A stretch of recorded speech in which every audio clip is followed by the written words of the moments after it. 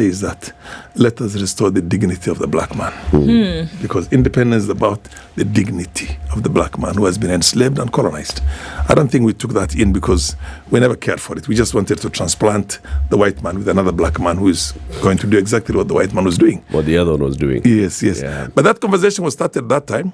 The first president of this country was the farthest from all those things, other than education, you know what I mean? Because when it comes to health, devoted, you people are very young. But I think he was around that time. From the look of things, he's not young. I definitely was around. His full emphasis was on Gatundu Hospital. Fundraising for Gatundu Hospital for over 10 years. More than 10. Everybody who goes to him, you take money for Gatundu Hospital. You have forgotten one of them, Mamangina Children's Home. And Mamangina Children's Home in Nairobi. You know what I mean? So the nation of Kenya was never there. The country of Kenya was never there for Kenyatta. But of course... But in his time, we built Kenyatta National Hospital. Yeah, no, Kenyatta National Hospital was not built at that time. Kenyatta National Hospital was called King George. Yes, it was. But hang on, let me just finish. But the iconic Kenyatta Hospital that we now see was built during Jomo Kenyatta's time. Let me just explain something. It was a very progressive thing. I remember very well because my father had a serious accident in 1966 and I was 10 years old that time. And I came to see him here. There was a Dr. Majale who was an orthopedic surgeon, the only African orthopedic surgeon we had those days who was treating my dad. He's now deceased. And so I remember it had serious foundational structures. But the development of Kenyatta has been progressive and ongoing for the longest. We started off from those days, changed it first of all to his name, called it Kenyatta National Hospital. Instead of calling it Kenya National Hospital, whatever it is. Or giving that privilege and honor to a deceased person like Dedan Kimathi National Hospital. You know what I mean? Yep. Other heroes of Mekitilili or Koitelelo or Samoe, you know what I mean?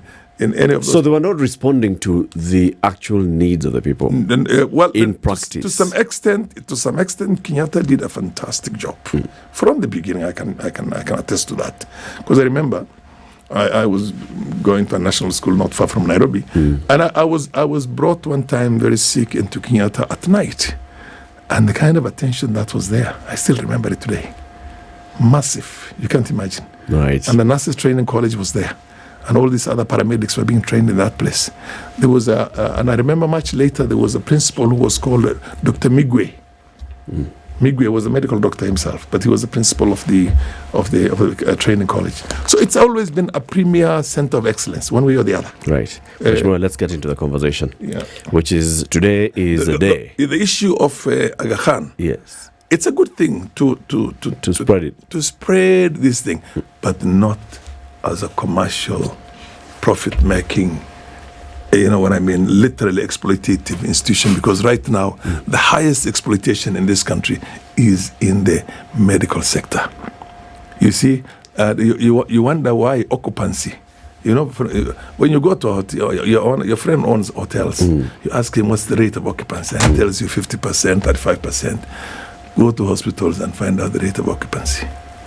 It's high. Would they encourage that, or they would not want it to continue? You know what I mean? Because that's where the money is. Leadership comes in. Today, first of all, it's like they pray for more people to get sick so they can make the money. Last week, during the second reading of the finance bill, how did you vote? I voted for the finance bill. Why? I voted for the finance bill for two principal reasons. One, as a doctrine. The function in a democracy, we're not living in anarchy.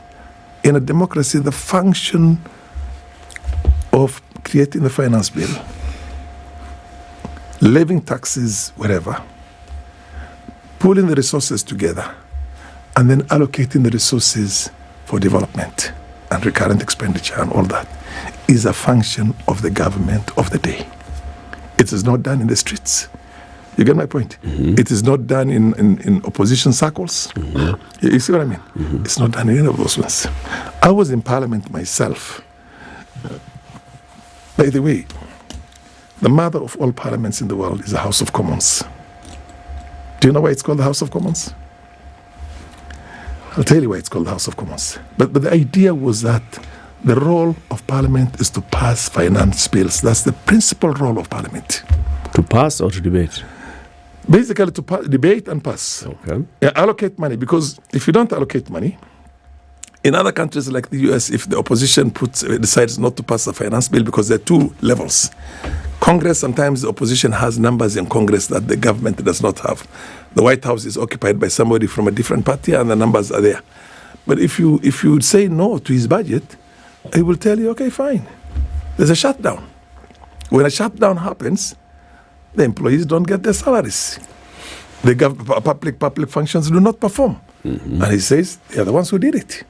You get my point? Yeah. And now it turns around that the people will begin finding faults with the opposition. That's why the party in the opposition always will want to do a bit of horse trading and say, okay, give and take this line item. But they come to an understanding, regardless of what the numbers are. So there were two principles that you said. Yes. Principle number one is because there's a finance bill that needs to be discussed. That needs to be done. When I first came into Parliament in 1992 myself, and late 1992, the only role you had as Parliament in terms of the finance bill itself, of the budget itself, was as a measure of a demonstration of your disgust with something, to remove a pound from that line item. Parliament did not have the power, and the Parliament does not have the power right now in the UK, which is the mother of all parliaments, to reject the finance bill. Does Parliament in Kenya have the power? Now, yes. Since the 2010, what they call the Constitution, that has changed. Okay. The reason point, number two, why you voted for reason number two, there were issues that were raised. Parliament is a house of debate, is a house of people talking and convincing one another. There are many very punitive, what we felt, and clearly not good clauses that were there. We went back to the Finance Committee. They were all removed. 17, 18 of them, those clauses were removed. And you will see today we're going to remove them in the line items. You know what I mean? Mm-hmm. And that's the understanding. The new report that the Finance Committee has come up with basically removes, it says this are all to be removed. That's the so what I hear you saying, Mheshimiwa, is number one, you looked at what the committee proposed. Yes. And you agreed 100% with the proposals. No. We took issues with the areas where we felt that this is not right for the common man. Okay. And an understanding came about that let's remove these ones. So the government side accepted that this should be removed. So basically, that's the understanding. So what you were voting for last week was... No, you see, the finance bill itself, the finance bill, those things are removed at the committee stage. Yes. But now that we have... You agreed with the report presented to you by the Committee of Planning, Finance and Planning. No, it's a finance committee. Yes. Committee of Finance and Planning. Yes. You agreed with that. The report by the Committee of Finance and Planning, there are two reports here. There's the original report, basically, and then we removed that report. We removed certain items of that. Now, this can only be removed at the committee stage. Today. Yes. Today. And you will see, I mean, nobody will even try. And all those, what you call, for lack of a better word, not so good, what you call clauses, will be removed. So now that we got what we wanted, why should we just say, let's mess this country as an opportunity now for the government for us to say no to it. No, you can't. And all those people you see that were rejecting on the floor of the house were basically playing to the gallery outside. I sat with many of them. I said, the ground is bad. I'm responding to the ground. I know what you're talking about. I mean, you are a leader. A leader does not walk and then come back to the crowd and tell them, where do we go? Okay. So far as you say that, I just then must ask, because when we that example that you've given now of those who rejected the bill playing to the gallery, there's also the other side which says that those who assented to it are playing to a different gallery, and that there is an element of capture by the executive when it comes to the House of Parliament. Is that the case? For those who listen to me carefully. I have been in this Parliament myself, in and out, for the last 32 years. I'm the oldest, the longest, the ranking member of this house today. That crap and nonsense of saying all sorts of things about people. So-and-so has been paid, so-and-so has been these things. Those are They may be unpalatable, but are they true? No. I have never seen it myself. So because you've not seen it, I've never been approached myself. So because you've not seen it, does it mean it is not true? Look, if you think it's true, show me one case. I'm asking you. You're in the House of Parliament. Yes. Because if you've heard on this side that folks let me tell you one thing. Sorry, Malam, you have to hold here. Yes. If you say that those who rejected the bill are only playing to a gallery, it is the same principle that others would say that those who said yes are also playing to the hands of one who's asked them to do so. It's the same principle here. So if you say, show me somebody who has been paid, somebody on the other side will also say, well, Farah, show me who's had a conversation, right? Whereby they say, we're going to say no just because I'm playing into the hands of a gallery. I've been told by many friends myself, as I'm talking to you right now, I told them, look, what are you doing? We've already changed this thing, and all this so-called, outrageous clauses have been removed. They said, no, you see, the ground is bad. If I do otherwise, the ground is not going to be happy. I've been told by many friends. We've also been told by several sitting members of Parliament here that they've been approached. What I do myself, by the way, let me tell you one thing. You know it, he knows it. I don't know whether Odu knows it. I've always been in the position myself throughout my life. Yes. You get my point? The few times I did not come into Parliament, I was rigged out, and everybody knows, Kenyans know that. At this age myself, what I was not able to do at the age of 30-something, I do it at the age of close to 70. What do I have to worry about myself? You know what I mean? I am on my way out. It's my legacy and my history and basically these are the kind of things. But when you tell me that I have been, somebody has been paid, you're probably talking about somebody else. It is not you we are talking about, Mheshimiwa. Yes. We're talking about parliamentarians. I don't know, frankly. And there are many of you, and the discussion here is about the finance bill and the voting. Yes. We cannot claim to know how and why people voted. Yes. And that's why you're here, because we'd like to understand. You see, whenever these discussions take place, there are things that we can say are in the public domain. Yeah. Or there are many things which are not in the public domain, and we have no clue and no understanding. Yeah. And that's why we ask people like you, who are actually in Parliament, to come and explain to us and tell us, that's what I'm trying this to is what explain we're to you. trying to see. I just want you to listen. Yes. You have your questions as we talk. I personally gave the highest percentage in the country of votes to the opposition in the last election. The Azimio candidate got 23,000 votes in my constituency. William Ruto got 580. All of them government workers from somewhere else, not the indigenous people of my constituency. Raila was there on a fleeting basis only once. I didn't collect one coin from Raila for the campaigns. To fight for the presidency for Raila, I spent more than 15 million shillings of my own money and put up agents there. He did not have agents. You understand my point?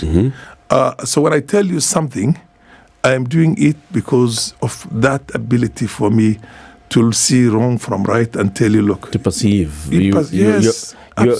Mine is pure experience. So take us through this. Pure principle, pure ideological persuasion, pure everything. It's nothing else to do with that. You know what I mean? We want to understand the ideology. The ideology is one. Yeah. You don't expect to go. Listen, I've said this many times. You lose an election, somebody else comes to power, and you think you can run the government of the day? Why do people go out of their way to do all the things they do to win an election? If you can change everything that government was going to do through the streets? I don't get it. What are you saying? What I'm trying to tell you is that there are functions of the government of the day. Those functions are given to them by the operation of law in this country. Okay. Allow them to do it. As they keep on doing those things, take down all their ills. Chronicle them. Tell Kenyans, you see, we told you. You see, we told you. You see, we told you. When the right moment comes, the right of recall, after 5 years, there you are. So we don't need a legislature then? No, I'm telling you, but the legislature is there. The legislature is on both sides, it's bipartisan. If the legislature is sitting and it's not going to oversight the executive, it's allowed the executive because they have the mandate to govern, it means that the legislature then should not even question the executive. No. When I tell you about that's the role of the legislature and nobody else should have that role, you tell me, the legislature is compromised. So where does that leave you with the idea of a democracy? I don't know why that the state should come out and take over? No, the legislature. We are asking. The legislature, when it does its job like it's doing right now, some people come out there and say, they've been bribed. No, some legislators come and say they've been bribed. They've been bribed. They've been bribed. Some legislators come and say they've been bribed. No, the one who's telling you they've been bribed is telling you the others have been bribed. Not he's been bribed himself. Yes. Anyway, I reserve my position on that. Let's take a break. We'll continue. Because when what we'd like to do, Mheshimiwa, after if a legislator tells you I was offered 2 million shillings, let him tell us who offered him 2 million shillings and where. Where was the phone call? And then go back again to Safaricom and find out about that. Good point. Or if they were together, there's a CCTV everywhere in this country. You know what I mean? And our parliament is covered 100% by that. The day somebody from the other side came and sat next to him and whispered to him, I'm going to give you 1 million or 2 million or 3 million or 10 million, I don't care what it is, for you to vote on this side. Let him tell us that. Let's take a break. So just because it's sensational, like the media loves something that's sensational, regardless of how factual and substantive it is. When I say media, I'm not just talking about Spicy TV. I'm talking about media generally, because that's where your tools of trade is. You know what I mean? Yep. But don't do that in politics. You know what I mean? Not when you're an honorable member, HON. Let's take this break. Switch and win, Ndu. With Stanbic. Okay, so let's say you're sitting here and you're thinking, okay, so an account which will allow you to do very many things. Let's start off with a 9.5% fixed term on a mortgage for home ownership. And you say, what? Yes, for 25 years, fixed term of 9.5% interest on your home loan. And they say, you know what, we can do that for you from scratch, or we can take it over for you from folks that you currently have it with. So the switch to Stanbic means that you can actually, from the comfort of wherever you are, open an account on your phone, take a picture, and get well on your way. It gets even sweeter, because if you put 50,000 shillings into your account, the chance for you to win every month, we'll get winners on a weekly basis, 200,000 shillings for the first, 100,000 shillings for the runners-up, and 50,000 shillings for the second runners-up. We also then will have a draw that comes in September, where 1 million shillings is up for grabs, entering into this grand draw, and the second gets 500,000 shillings, and then the first runners-up gets 300,000 shillings. Switch to Stanbic. Lots of goodies. Do it today. This is the Situation Room, the only way to start your day. You know that feeling where there's like a pain at the back of your head? What? You almost want to...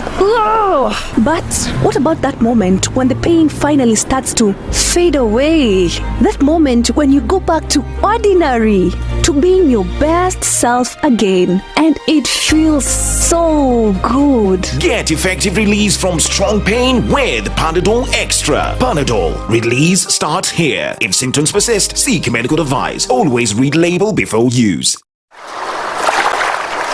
Enjoyment doesn't come much simpler than the Showmax app. Easy to use with all your content organized by category. You can download all your favorite shows and movies straight to your device to watch later. And get tailor-made watch recommendations based upon your viewing history. I want Wikipedia. You want Wikipedia? Yes, I want. Shika so much more from your favorite hits with Showmax for just 300 shillings a month by card or M-Pesa. Shika Showmax, streaming for Africa. Sign up on showmax.com. The weather with SpiceFM. Nairobi this morning, partly cloudy conditions. Will see highs of 21 and lows of 10. 13 and partly cloudy in Nakuru with highs of 25, and we'll see highs of 22 in a partly cloudy Nyeri at 10. It's 12 and clear in Eldoret, highs of 22. And we're looking into a partly cloudy Mombasa going to highs of 29, and we'll see highs of 29 in Malindi. That's cloudy at 26. It's clear at 19 in Kisumu with highs of 28, while Kakamega will go to highs of 27, where it's partly cloudy at 17. Kampala is clear at 19, highs of 26, and we'll see highs of 28 in a partly cloudy Dar es Salaam at 23. Johannesburg is clear at 7, highs of 18, and looking into a partly sunny Mogadishu at 25 with highs of 29, and we'll see highs of 20 in a cloudy Addis at 13. It's 26 and cloudy in Lagos, highs of 29, and Kinshasa at 23 is cloudy, going to highs of 32 and lows of 21.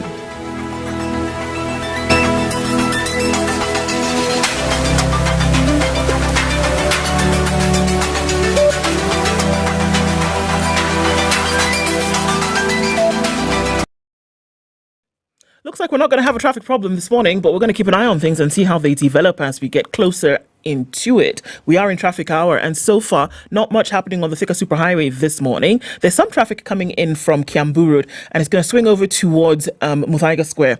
But apart from that, nowhere else in the city are we seeing a hold up in any way, shape or form. There's some traffic that's building on Gong Road, but as you get out towards Community, I think we're going to be all right. The Eastern Bypass, even the Eastern Bypass said this morning we're not doing it. Not much traffic happening here. Jogoro, just a bit of that going out towards the City Stadium roundabout. We'll keep an eye on things. We're getting into traffic hour. SpiceFM KE on X, hashtag the Situation Room. Mature, intelligent talk every morning. Spice up yourself.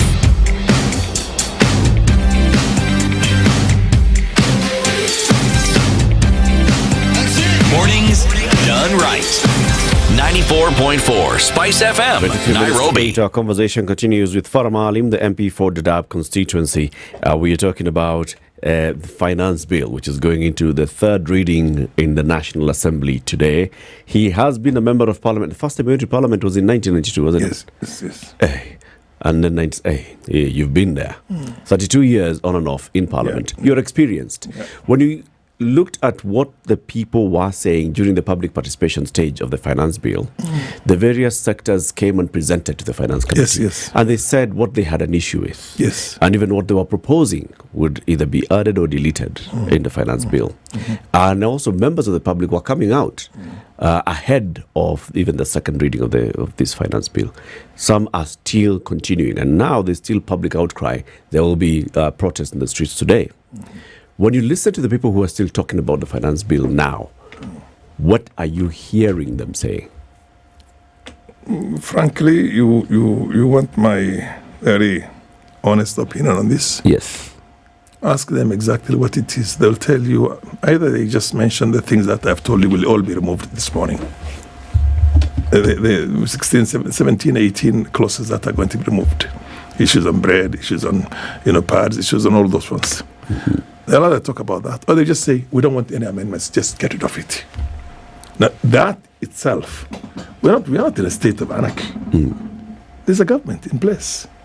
We have a system. It doesn't work anywhere else like that. And let me tell you one thing. In the 7th Parliament, we had budget used to be read in the House, and the President used to be there. Yeah. So opposition sides really used that opportunity, not finding faults with the budget itself, but to say that we are in a dictatorship and these things, and we will not allow this budget to be read. Simple as that. We'll use our presence in the House itself to get so chaotic, and the budget will not be read. And then, of course, there was a bit of a fracas. And I was one of the most vocal vociferous, You were extremely vocal. Extremely vocal, yes. Opposition members of Parliament. So then some guys said, let's take, and I wouldn't mention names, but we were with all sorts of good friends all the days. Let's take the mess and throw it out. I told them, my friends, this is what validates us. As a parliament. As a parliament. That mess is a symbol of a working institution called Parliament. You remove that, Parliament ceases to have that authority, but Moi still retains his position as the president of the country and commander-in-chief of the armed forces. And those days he had the powers to dissolve Parliament. He can still rule and put us all in prison and do whatever he wants. Now that we have a window of us changing this country for the better, let us not become children and get chaotic and try and destroy our own dignity. So I remember there was an MP from Mpakasi, a petite guy, I tried to remember the name, who wanted to lift that. I rushed and I told him no. The other person who rushed? Mwenje. No, I know it was not Mwenje. Mwenje was not in that parliament. Mwenje came later. Yeah, he was before and then he came later also. Yeah, no, there was another MP. I'm trying to remember his name. He was petite and a bit, probably in his 50s even those days. Kibaki and the late Dr. Banaya Godana, who was basically in the government side. Kibaki rushed and said, don't touch the mess. He's still in the position. Don't touch. We can bang the things, the tables those days, make a lot of noise. You know what I mean? We can do what we want.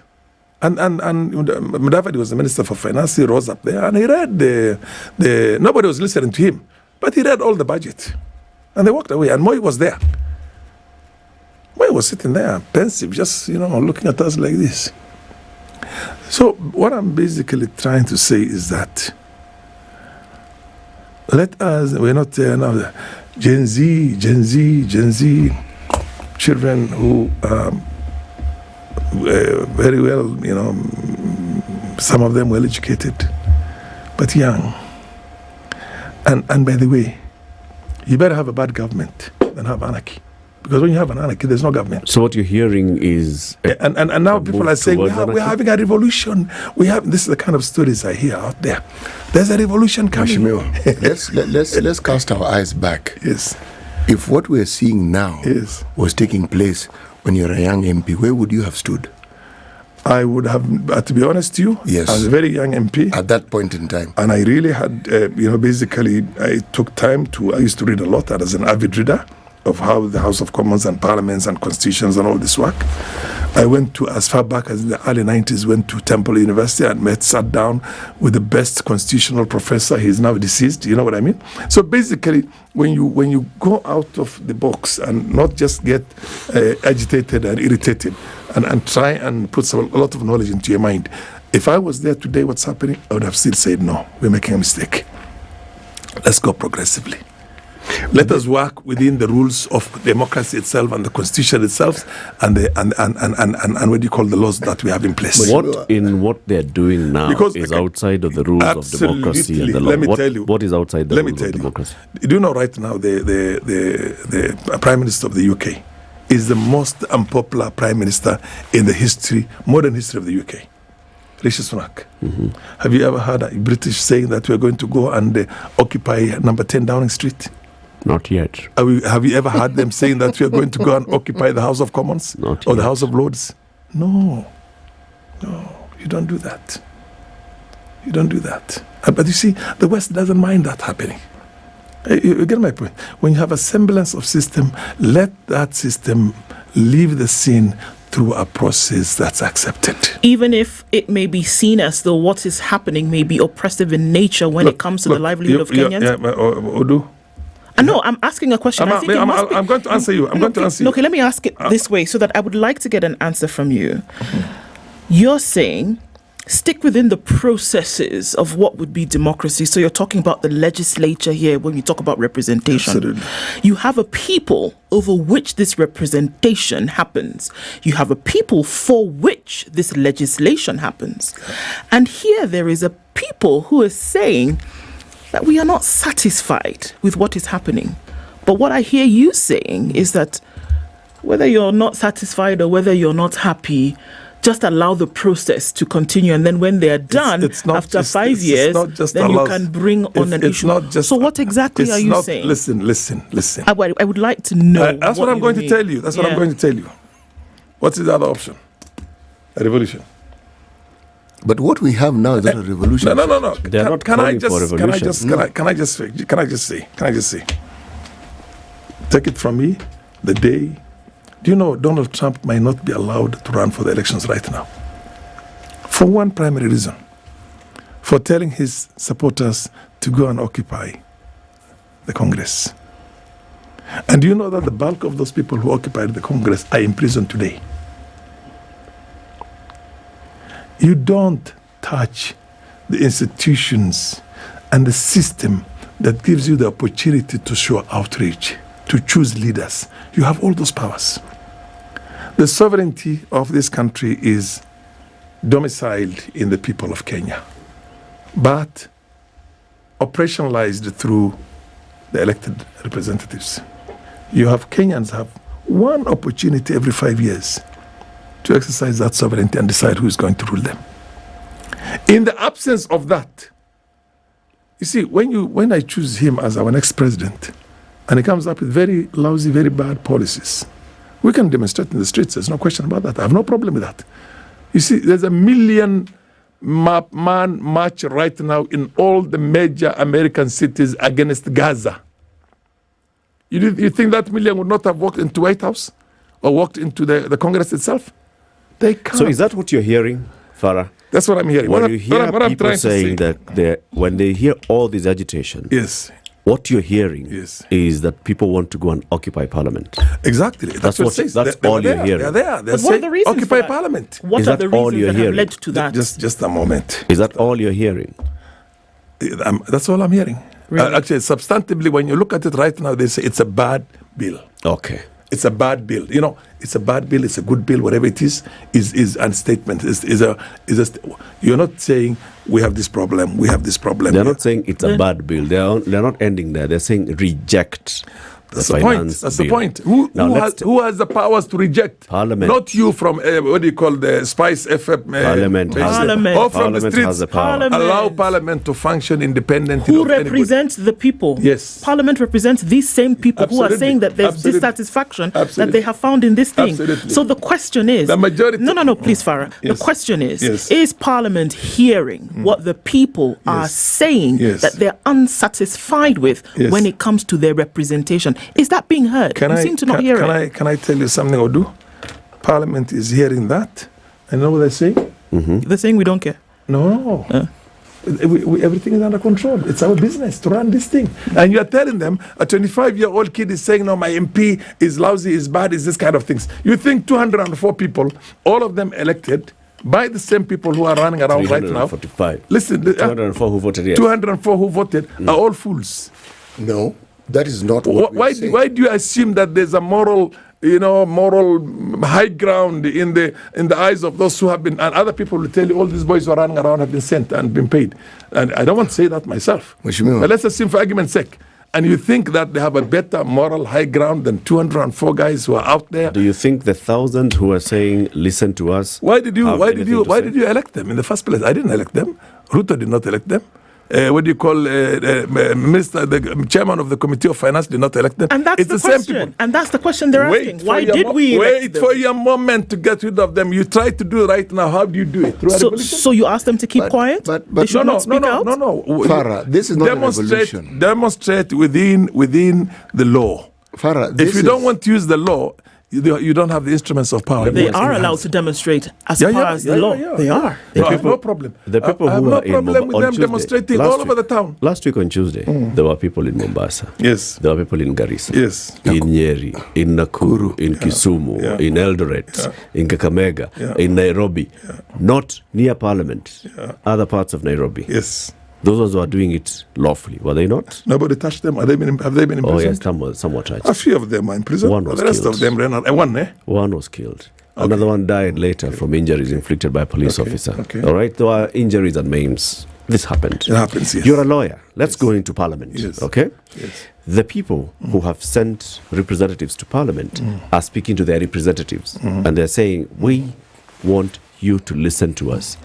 We do not like what's contained in these taxation proposals. We'd like you to have a critical look at it and if possible reject it. Is that legitimate? Is it not? Just yes or no? It's good. That's accepted. Let me continue. Yes. And then leave it to that person who you have come and approached. Yes. And told him go ahead and we have these issues. Yeah? And then that person does his own calculations. He sees what is there. And makes the areas that hang on a minute. You see, you do not run a system through browbeating and shouting down people. You don't. You run a system by reasoning with people. I have told you the 17, 18 clauses that were not good are going to be removed today. Now, what else do you want? The people are not happy with the 17, 18. They want more. Why? Engage with them. More? So I wanted to ask a question. No. Tell me what's more. What more do you want? Remove the entire bill. Remove the entire bill. Yes. Yeah. So we have no taxation, we have no bill. We have no finance bill. That's the question I want to ask you. As a lawyer, Mheshimiwa, as somebody who has been a deputy speaker of Parliament, what would happen had a majority of members of Parliament voted no last week? Just take us through that scenario. Just create a scenario for us. Yes. What if last week on Tuesday, we inverted those numbers and a majority had voted no? What would it have meant? If majority had voted no, then the bill will die. And what does that mean? Well, what that means is that the government goes back to the books where the people sit down together, people do horse trading, people talk. Right. Yes. The majority decided if these ones are removed, the bill, we are going to pass the bill. Hang on a minute. So you were asking if the people want us to vote no, what would that mean? You've just answered the question. Yes. That is what the people have been saying, Mheshimiwa. Those who are saying reject finance bill are not saying let's revolutionize this government. Remind me the name again. Latiff. Latiff, let me tell you. They are saying reject. So, Mheshimiwa, you've just confirmed to us that it is possible. It is allowed by even the rules and procedures of Parliament to reject the finance bill. Why? For whatever reason. Look, it's wrong. Why is it wrong? Because of clause A, clause B, clause 3, clause all of that. Okay. Do you know why remove this. They're all removed. Why would you still want to reject it? Mheshimiwa, do you know why I took you back to the time when you were first elected? Yes. You were what we call a radical even then. Yes. 26th October 2023. Yes. You wore a Palestinian scarf. Absolutely. All right? Yes. You were protesting against what was happening in Palestine. Gaza. Yes. And you said, look, everybody, including those in Kenya, must support the Palestinian movement and those in Gaza. Yes. That's you. Yes. Okay? Yes. Now, are you telling me that the you that is represented here, you and I, are essentially age mates? Yes. Okay? Yes. And I've followed your career. I know. So you're telling me that right now you do not see what these young people are actually saying? What the young people are saying? You're telling me that if you looked into yourself, you do not see that they actually have a valid point and that they are saying this because somewhere along the line, those who represent them have not represented them as they wish. And they are now saying it. Look, you're saying shouting. They're saying, okay, you didn't hear it. So let us make you hear it now loudly. This is what we would like. You are our representatives. We are now communicating to you. You're telling me they're out of order?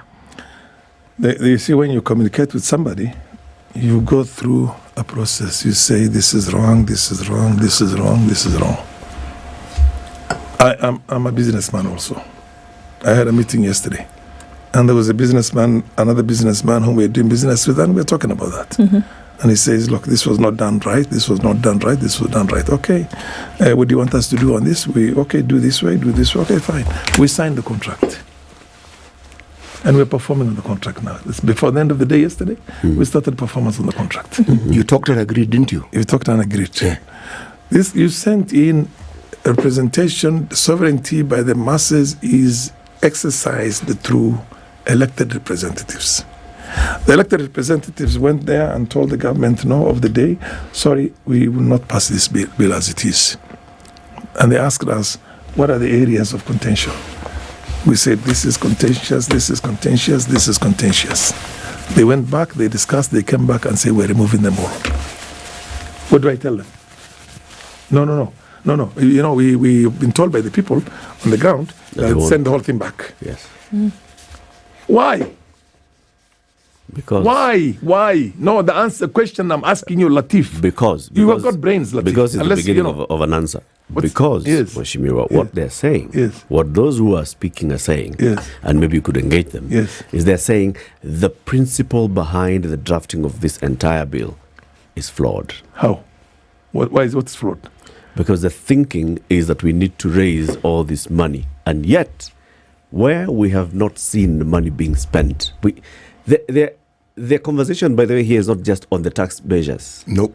The conversation, if you listen, is on public finance management. Yes.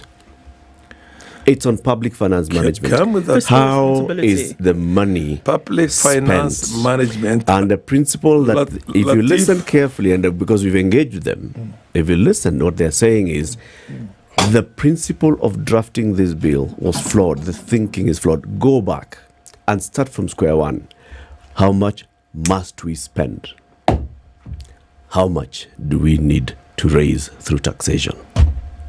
What is the best way that we can approach this that does not hurt this, does not hurt the other? There are many who are still unhappy with some clauses that are still contained in the finance bill as it is presently. And they're saying, can we have this conversation again from the beginning? That's what they're saying. Tell me. They reject finance, and you've told me that it's possible. The power has been given to Parliament to actually reject a bill in the second reading so that you take it back and say, can we start from square one. The National Treasury has written to Parliament after Tuesday and said, now, if we go with the proposals as they are contained now, with the amendments as they are being proposed now, we are likely to have a shortfall of this. And the impact of that would be that we cut down spending on these crucial areas. There's already a conversation. The people are telling you, their representatives, can we start this conversation again? Can you tell the executive to go back to the drawing board and start again? What's wrong with that? I'll tell you what's wrong with that. Where in this world have you seen a democracy in which a budget and a finance bill is done outside by the masses or so-called people demonstrating out there, and the government of the day is told, fashion it in this way. If you don't, the MPs must reject. If they don't reject, we know what to do. If it hasn't happened, what? Isn't that the principle of a democracy? No. Is that not the principle? No. The principle of democracy is not anarchy. In our constitution, it's where not there is anarchy. public participation. What is the principle of public participation? It is come and engage. Can I explain to you something? Yes. Can I explain to you something? And sometimes it's good to understand some of these things the way they function. Yes. We don't have a law on public participation. Not yet. We have a principle. Do you know what public participation is? Do you know who comes to public participation? I am in JLAC, the Justice and Legal Affairs Committee in Parliament. Yes. It's just a few organized sectors of the society. Yes. See, a few institutions who are organized. LSK, you know what I mean, eh? Those are the ones who come to you. It's not public in the sense you think it is. But having said that, the public will give you their inputs, but then you collect, and as a government you decide what to leave out and what to take in. With reason. That's why in countries elsewhere you have different ideological persuasions and manifestos. There are those who insist on protecting the business, capitalists, like the Tories in the UK. There are those who want to create more employment and are more social democratic and more inclined towards the common man out there how to do it. And each one of them, when they come, they put up their policies the way they want. Are you getting my point? Yes. So you can give suggestions, but at the end of the day, it's the government of the day that prepares that finance bill as well as the budget at the end of it. If you want to tell me the masses or these boys who are running around and girls and everybody else are going to prepare the budget, hang on. Let me just finish. You're basically saying, and this is exactly what happened. Let me tell you one thing. That's exactly how things like the Arab Spring started last time. You get my point? Arab Spring were young Arabs, Libyans, and Syrians who were living in the West, who were smuggled back into the country to take up arms against the regimes that were there. Successfully. Where is Libya today? Where is Syria today? Where are those boys today? Where is the West that sent them there today? The only thing they're doing is that now they have got the Libyan oil almost for free, and they're sucking it out like hell. And Libya is dead. Libya was an Arab Spring. Hang on, let me explain to you. No, they were all within that same period. Syria. What happened to Syria? Where is Syria now? Are you getting my point? It's finished. The Americans are taking the oil without having to talk to anybody else. And the majority of those young people who were sent in out there are dead today. Final word, Mheshimiwa. Can I just explain Top to you? of the hour. Can I just Final word. Including the one who went with a golden, what do you call, gun of Gaddafi and killed that very powerful Pan-Africanist who everybody did. He was eventually arrested by the other clan. NATO. He was paralyzed and he Arab died. Spring. NATO. Final it's called word. Omran Shaban. What are you telling the people? It was the so-called free world, free society is the one which is right now. What are you telling the people who are demonstrating today? I'm telling them, you can demonstrate. It's a constitutional right. But for God's sake, never try to use any extra legal measures to try and intimidate members of parliament, and don't try and occupy parliament. Okay. You get my point? So, allow them to do that. This business of threatening members of parliament, that we know where you sit, and their children, and the rest of them, and everybody. You get my point? That's anarchy. That's chaos. Member of Parliament, Dadaab constituency, thank you. It's 8 a.m. news time. It's now 8 a.m. Get effective relief from strong pain with Panadol Extra. Panadol, Belief starts here. The Twitter users who are suspected to have been abducted include Dre Mwangi, Temper CR7, Harriet, Shad Franje, Wald Smith, and Hiller 254. This event comes as the LSK, Law Society of Kenya, says Kenya is drawn back to dark era of extrajudicial tactics. The society has warned rogue police officers linked to illegal arrests and abductions of anti-finance bill protesters, saying they will soon be unmasked. The Communications Authority of Kenya has dismissed claims that there are plans to shut down the internet ahead of the protests of the anti-finance bill today. CIA Director General David Mungonyi acknowledged fears Kenyans raised regarding the matter, but said the government has no such plans. Mungonyi said such actions would amount to the betrayal of the constitution as a whole. A showdown is looming in the National Assembly today as MPs vote on the controversial tax law clause by clause. Kenya Kwanza and Azimio sides are gearing up to defend the various amendments they've proposed on the Finance Bill 2024. Treasury told the lawmakers to either support the taxes as proposed or face stringent budget cuts, among them CDF. President William Ruto's side pulled a fast win on the opposition during the vote at the second reading, with more than 200 MPs supporting the bill against about 115 votes. With a show at the first round, the opposition is hopeful it will put a strong fight today.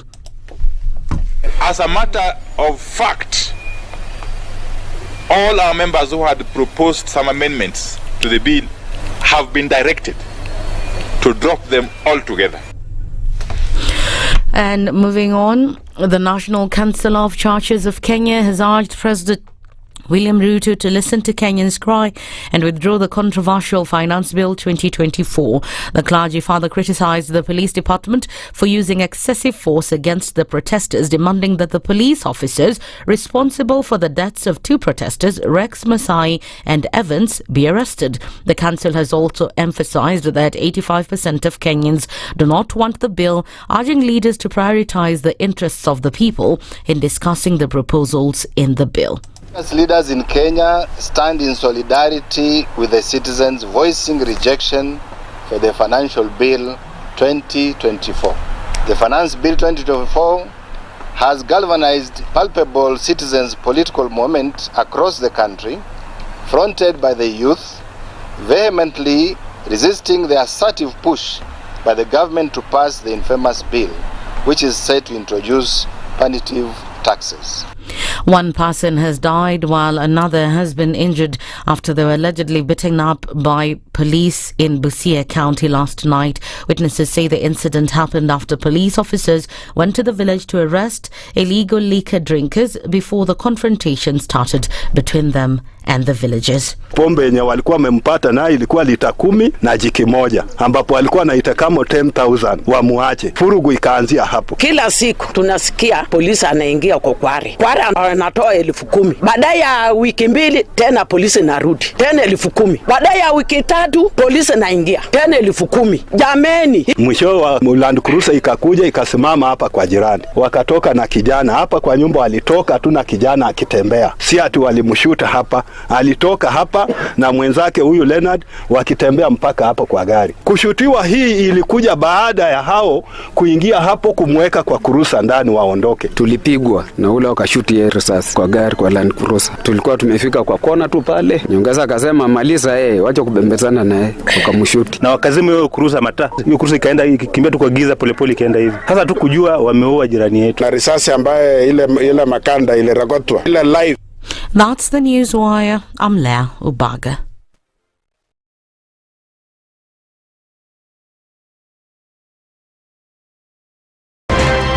Patrick Lodge, Otieno Lumumba. Karibu sana. Asante sana. CT Muga. CT Lodge. Muga, not Muga.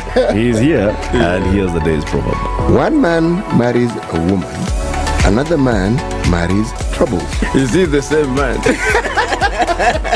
Spice. A lion cannot eat more than 2 donkeys. It would die a natural death because there is no ICU in the forest. In Kenya, it has become the situation that you cannot conduct 2 elections. In fact, with the same IBC. You can't. I told you about this Indian friend of mine who was enjoying other Indians in the group. He wrote the word valve and told them, read it. So how did he say it? I really want to know. The valve. Because kina Ednah, it's the, like you said, the B's and the P's. Kila kitu mkisia kisema atasema opposite. Opposite? Ukisema hii anasema opposite. Opposite. Wewe ukisikiliza namna hii unasikia opposite. The Situation Room, Spice. The only way to start your day. 102.5 Spice FM, Kisumu. All right, so a few minutes after 8 o'clock, what are we looking at? Traffic in the city crazy? Not really. Today is not a crazy traffic day. Let's take a quick look at what's happening on the Thika Superhighway. And nothing much, just a little bit of that at that Pangani tunnel, traffic tunnels into the city, and then Uhuru Highway. Then, as we're looking between Lusaka Road and Haile Selassie, the Lusaka Road Junction and Haile Selassie is where we have some traffic. But apart from that, no biggie. Westlands coming off of Waiaki Way, there's some traffic getting into the city. But apart from that, I think we're doing all right. Jogo Road, in and outbound traffic right there at the City Stadium roundabout. But you'll get in and out of the city with not a problem today. We'll talk through it. SpiceFM, KE on X, hashtag The Situation Room.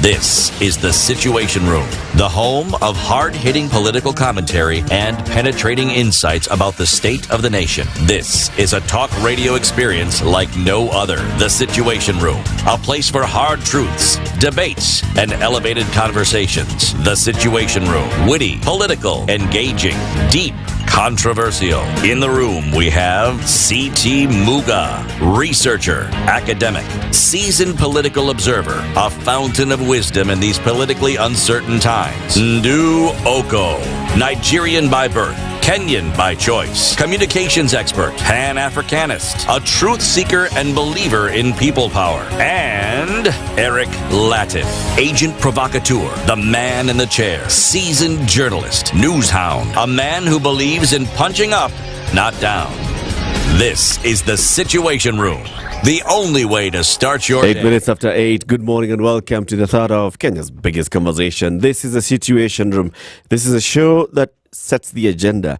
What we're doing is giving a platform for all of us as Kenyans to have a conversation about our country. And that's what we've done for the last 4 years that we've been on air. And we shall not stop. We shall continue. And as we do that, we shall also give you opportunities. You know, tukijua mahali kuna deal hivi inaweza ivana, tunakupatia hookup chap. For example, if you open an account today with Stanbic Bank and you just put 50,000 shillings, at the end of the month, end of this month, there will be a draw. At the end of this month draw, there will be 3 winners. Yeah. What are they going to win? 200,000 shillings. Number 1. 100,000 shillings. Number 2. 50,000 shillings. Number 3. Well done. How are you and doing, then, yes? He wants to be politically correct. Second runner up. And winner and up. Yeah. Winner up.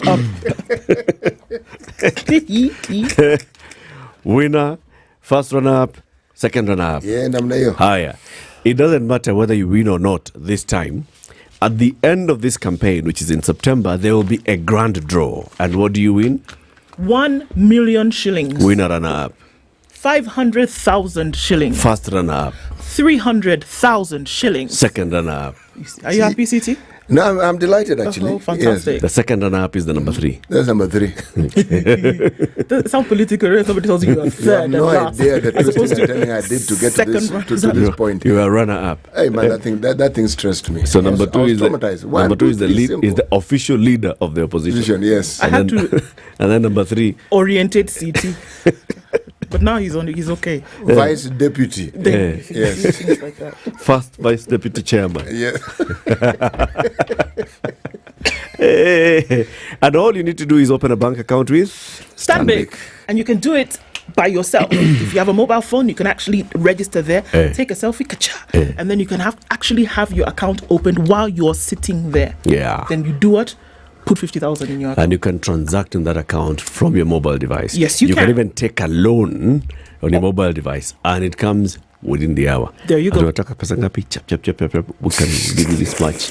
Chukua pesa inaingia kwa account. Kwa simu yako. Deal vile unataka. It's a good thing, isn't it? Switch to Stanbic. It's a very good thing. Switch and win. Our next guest is the first leader of the majority in the Senate of the Republic of Kenya. Aaron, is this the second Senate or the third Senate or the what? This is fourth Senate. It's the fourth Senate. 3 under the new constitution, and the first one was the one that was abolished in I think 1965 or something like that. Right. Yeah. So this is the fourth. Okay. Yeah. The majority leader of the fourth Senate. Yeah. Of the Republic. Aaron Cheruiyot is also the senator for Kericho County. Is our guest. Good morning. Good morning. Good to see you here again. Good. Thank you. Always good to have a conversations with you. Yeah. Aga Khan University Hospital. Yeah. Where is it? Aga Khan University Hospital. Okay, Aga Khan Hospital. No, it's called a university hospital. Yes, it is. That road is called what? I know it's second Parklands or third. I think either second or third Parklands Avenue. Right. Yes. Third. Yeah. Yeah. So third and the Limuru Road. Yes. Right? Yep. That is where the main one is. Now they have other branches in other areas. I know one in Kisumu. You see. Yeah. Another one. I've seen one in Mombasa. I think, I'm not sure about Nakuru. And in Nairobi, where else, apart from Parklands? They have satellite branches. Yes. There's one on Langata Road. Yes. Yeah. Yes. So I have There's seen a new one. There's one in Donholm. On Green, that mall is called Green something. Greenspan Mall. Greenspan. Yeah, Greenspan Mall. Yeah. Yes. Yeah. And the new one is in? And now there's another one in Roysambu. Because the Aga Khan University Hospital believes that healthcare, world-class healthcare here and now, can be brought to you where you live and where you work. Yeah. So there's now a specialty care center right at the Roysambu roundabout. Yeah. And there's so many things that are available. Day surgeries, chemotherapy, dialysis, and there are all kinds of specialists on board. General surgeons, gastroenterologists, oncologists, everybody on board at this center for the healthcare that you need on a daily basis at your doorstep. It's a great thing.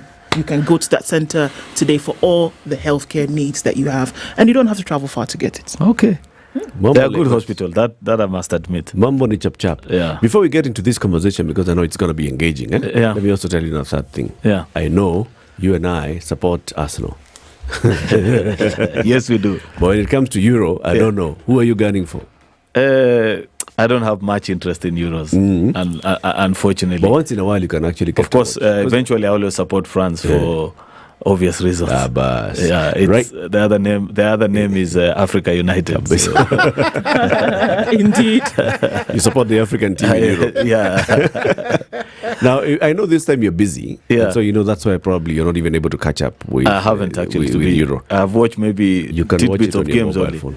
Oh, really? When it's playing live and you're busy, you can actually put your mobile But device I can't there. use my phone. Yeah, not your phone. Because it has been liquid. On a tablet, your mobile device. Okay. Just create an account on Showmax PL, 500 bob a month, and all those matches in the Euros are live. Okay. So you can watch it. Maybe I should watch that and it will take away the pressure. Yeah, that's what you should be doing. Probably. As you're receiving conversations that you're engaging with the Kenyans on your other mobile device, you can use the other mobile device to watch football. Good idea. City. Yes. Please take Mheshimiwa to Nouakchott. Yes, we are in the Islamic Republic of Mauritania.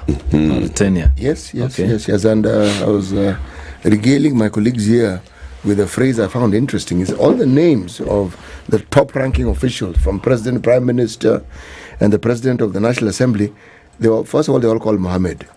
Okay, number one. And then their second name was Ould. And I was wondering, how is it? How Mohammed, old I are can they? understand. It's O-U-L-D. How is it? So I looked it up. Old here means son of. So President is Mohammed, son of Gazaounani. Prime Minister is Mohammed, son of Bilal. President of the National Assembly is Mohammed, son of Magnet. So, right. And the proverb. He who begins a conversation does not always see the end. He who begins a conversation does not always see the end. Okay. What's the interpretation? Conversations never end. I think human beings, they have a sell-by date. We are here today. If you're lucky, a few more decades. But then the conversations we begin will always be here. So the others who will carry it on. That's my little interpretation. It's a very unique interpretation, but it has depth. Because when you talk about the memories of people and legacy, it's their conversation we're talking about. And the things they say, yes, what they did. Because what they say often leads to what they will then do. So yes, it lives on. It's a good one. Yes. You see you'll see the end of some, but then you will never see the end of some. Yes, but that's where the word legacy then comes in. Because now you're talking about a continuity, even though that person's life is no longer with you. Yes. Yeah, I thought so too. You're in the leadership of the legislature. Yes, Eric. All the spotlight is on the National Assembly, but also even the Senate. As senators, we are still looking at you. All of you are representatives of the people. Yeah, exactly. And this is the time when the conversation is heated on matters of public finance management, on the budget for the next financial year, on the proposed expenditures and the proposed revenue generating measures. And the people are speaking. And they have organized to come out onto the streets of Nairobi and other cities and other major towns across the country today, like they did last week. Yes. What do you hear them saying? This conversation is very interesting because I hear them say many things. Some accurate, some inaccurate. But by and large, they're saying things are not okay. And they're asking, why are they not okay? And then they have gone ahead to prescribe solutions or what they believe that if we did this, then we'd get ourselves out of this mess. It's an interesting time in our country because I think people are becoming more conscious and aware of the gravity of the decisions that are being made sometimes without their input. And they are realizing that eventually it catches up with us. And that's why there is this conversation about the finance bill and the move to reject it in its totality. My honest view and opinion on this is that they have the diagnosis accurate. They only are wrong on what they are prescribing as a solution. Because unfortunately where we are, and we have to be realistic and honest with each other. People are saying to me, everywhere I meet people in supermarkets, in hospitals, in corridors, when I walked in here, are you reject or are you support? And I tell them honestly, I am support 100%. And they ask me why. Because I say, you guys haven't thought through what will be the consequences of reject. I hear what you're saying, and it makes sense that there is high levels of unemployment. We feel that you're overtaxing us. There's corruption, wastage of public resources.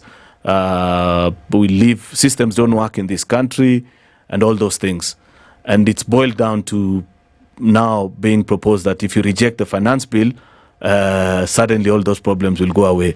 In fact, it looks to me like we are turning the finance bill into that dawa ya kibuyu, the one that Maasais walk around with. And when you tell them, I have a headache, they say, just drink it, you'll be okay. If it's a tummy, it works even better. Unfortunately, that's not the reality.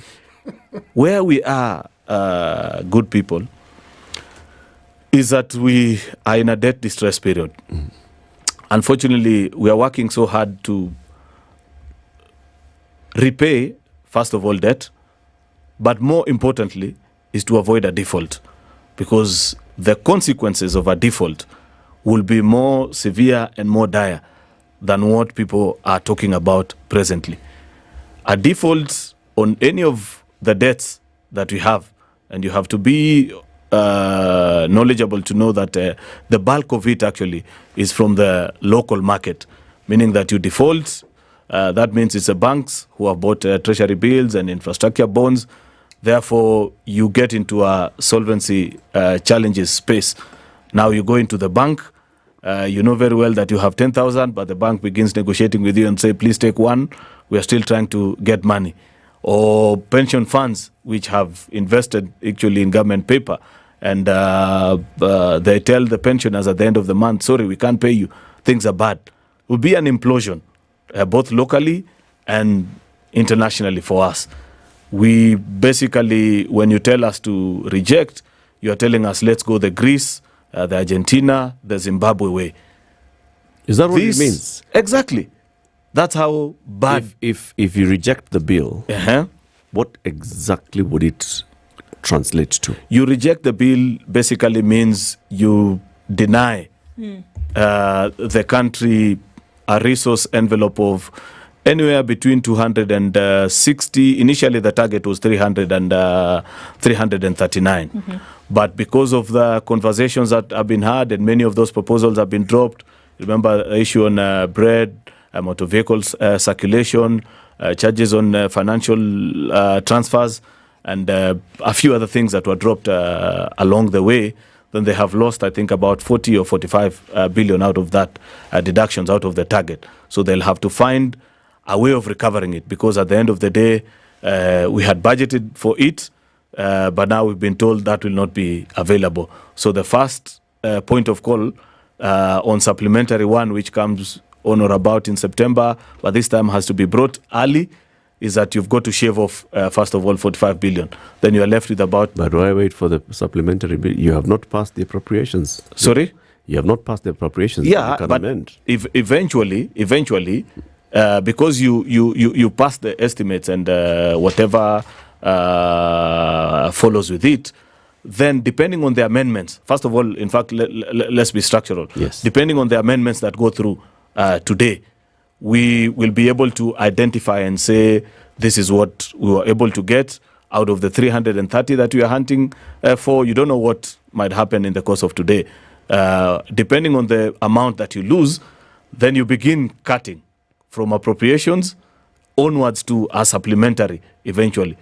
But the question, remember, why I don't want to lose track of the first question that you asked, is that does it mean the grim picture that you're painting is a reality of what will happen should we reject this bill the way we are being told to? Is a question you need to ask yourself is, why are we raising this money?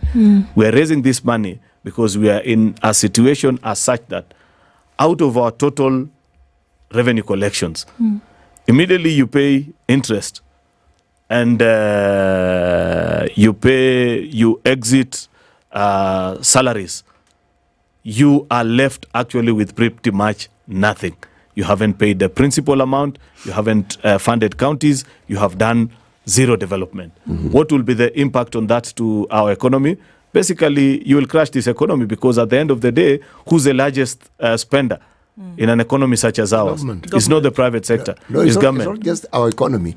Any economy. Globally, actually. Yes. But ours is more pronounced. We don't have a bigger private sector like other countries do have. You don't pay people salaries, you don't fund counties, then it means situation gets even more severe than what we are. So why are we raising additional resources? We are raising additional resources. Most of it goes to clear historical debts that we are trying hard to pay. We are managing it through the reduction of a fiscal deficit, which you guys understand, which is the difference between what you raise and what you intend to spend, the balance of the revenue side and the expenditure. We have demonstrated to the country, and unfortunately this conversation is now lost. It's no longer about numbers, unfortunately, which is a sad thing, because when you're discussing a budget and a finance bill, it should be about absolutes. It shouldn't be about what I feel and what you guys are doing.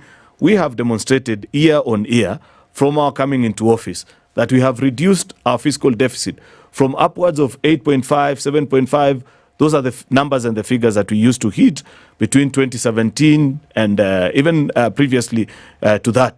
We did 5.6 last financial year, though we had projected even way lesser than that.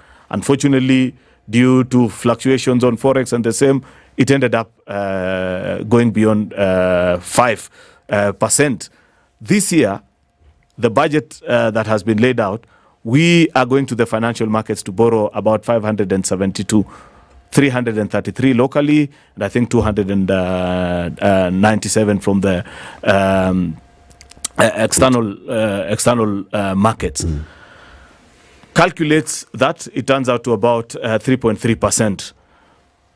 All going well, and I don't think we are likely to get that because of these challenges that we are currently facing.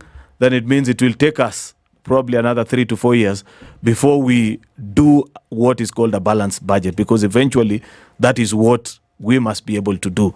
But as it is today, Eric, we'll be lying to ourselves to say that we cannot borrow zero, because even if we didn't borrow and we didn't do nothing, I have demonstrated to you by way of numbers, and I can do that further, is that the subsequent of that will be a default. And I have told you, because we will not have money to pay the debt. Pay the debt. Okay. That's a problem. And that's why let's also try and pause and listen to each other. You know, we are being told, listen to these young people. And I was saying, okay.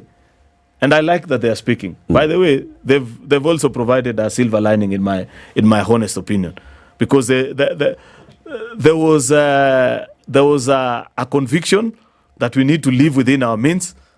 Now we've been left with no option. We have to do it.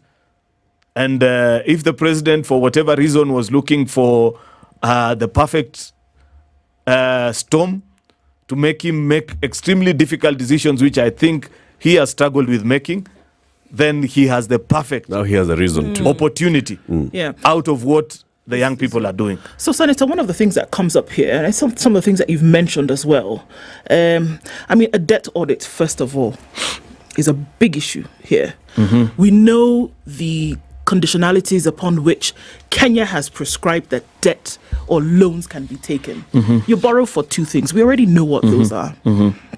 So essentially what we're doing here, very simply, is that you increase the amount of taxes that you levy on your people to be able to pay for some of these things that you've spoken about. That's clear. 1 + 1 = 2. It's not difficult to see.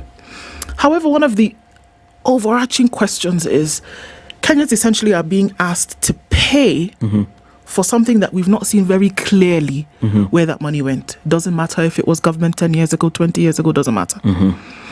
But that Kenyans today, because you would agree with me, and I always say that if you were to put 100 billion shillings in the economy today, would you feel it? You'd feel it, development-wise, right? You would see it. You would see something. That's part of the reasons why we are doing what you're doing. You would see it, right? So if we're talking about trillion shillings, trillion shillings, you would definitely see it, right? So today in 2024, Kenyans are being asked to pay. Essentially what you're being asked to pay is the debt. You're paying the debt for something you cannot see. That's one of the issues, and I'm sure you've heard this. How can we answer that question prudently? Number two, government expenditure is wasteful. It's not a maybe or imaginary. It is wasteful. There's a lot of money that's being spent that needn't be spent. How can you speak and act in the same language? And I think those things need to be very clear. We cannot see some of the numbers that we are talking about here and then also ask Kenyans to pay this kind of money when government expenditure through the roof. Some of the government's own advisors have admitted that for real, spending too much money that needn't be spent, not cutting the cloth according to the coat size, is not happening. Those two things are pain points. So it's really not just young people running around the streets. There are actually valid demands that are being made here. Answer those questions. There's a debt audit, for example, an expenditure audit. Some of the things that we see actually not happening, for which we are told these taxes are being collected for, the payment of debt and for things to be done in the country. I don't even want to start about things like education and health. So do you see how all of these things come about to confuse the mind of people? When on one hand you're saying, Senator Aaron Chariot is saying, you know, we have to pay these things. We get it. But then on this other hand, we're not seeing that there's responsible spending. We are not seeing that there is responsible collection of data and sharing of this data when it comes to how the monies have been spent. Can you see how it would confuse people? On the two occasions that the debt question has come to Parliament, not this term, there was a previous term, I voted to reject an extension or an opening of our debt ceiling. Why did I do that? Because at that time, I was a member of Budget and Finance Committee. And when we interrogated our debt exposure, there were the telltale signs that all was not well. For the very reasons that you've stated. Number one, we couldn't peg on projects to shilling of what we were paying for. Because we asked, and I was a member of Budget and Finance Committee last time on the two occasions that the debt ceiling requirement, first, I think was to move it from 4 to 6.5, and then from 6.5 to 10.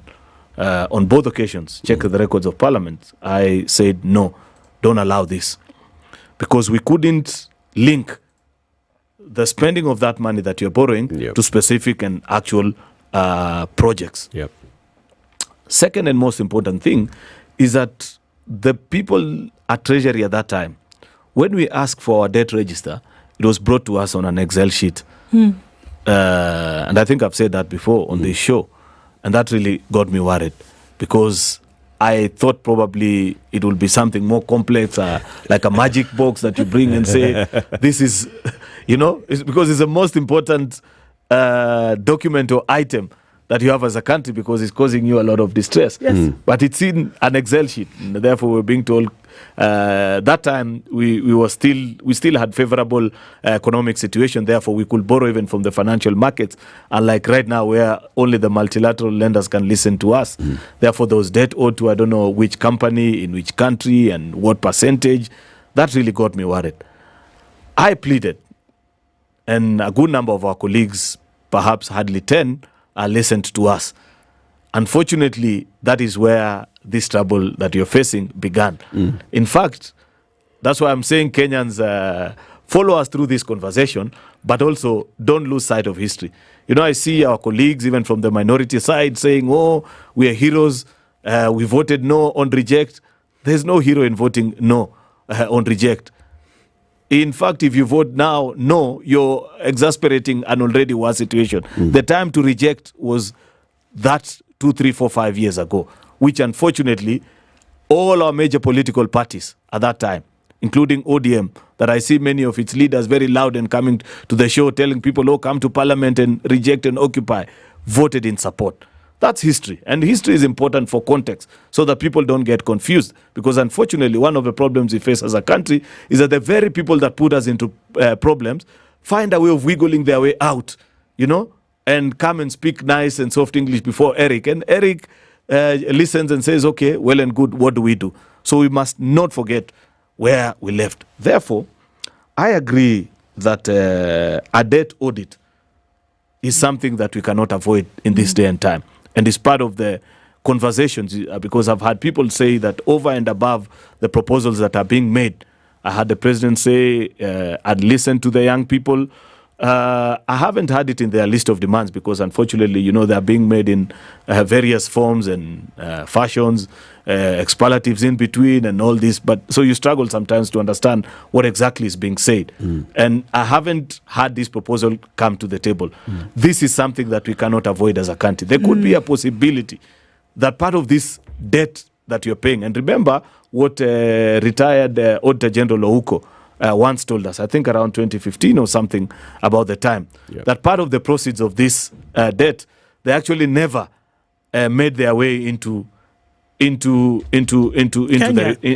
Kenya. And that's captured and on record. So as a way out, before even beginning any of this conversation, a debt audit, a forensic debt audit is imperative. We cannot avoid that.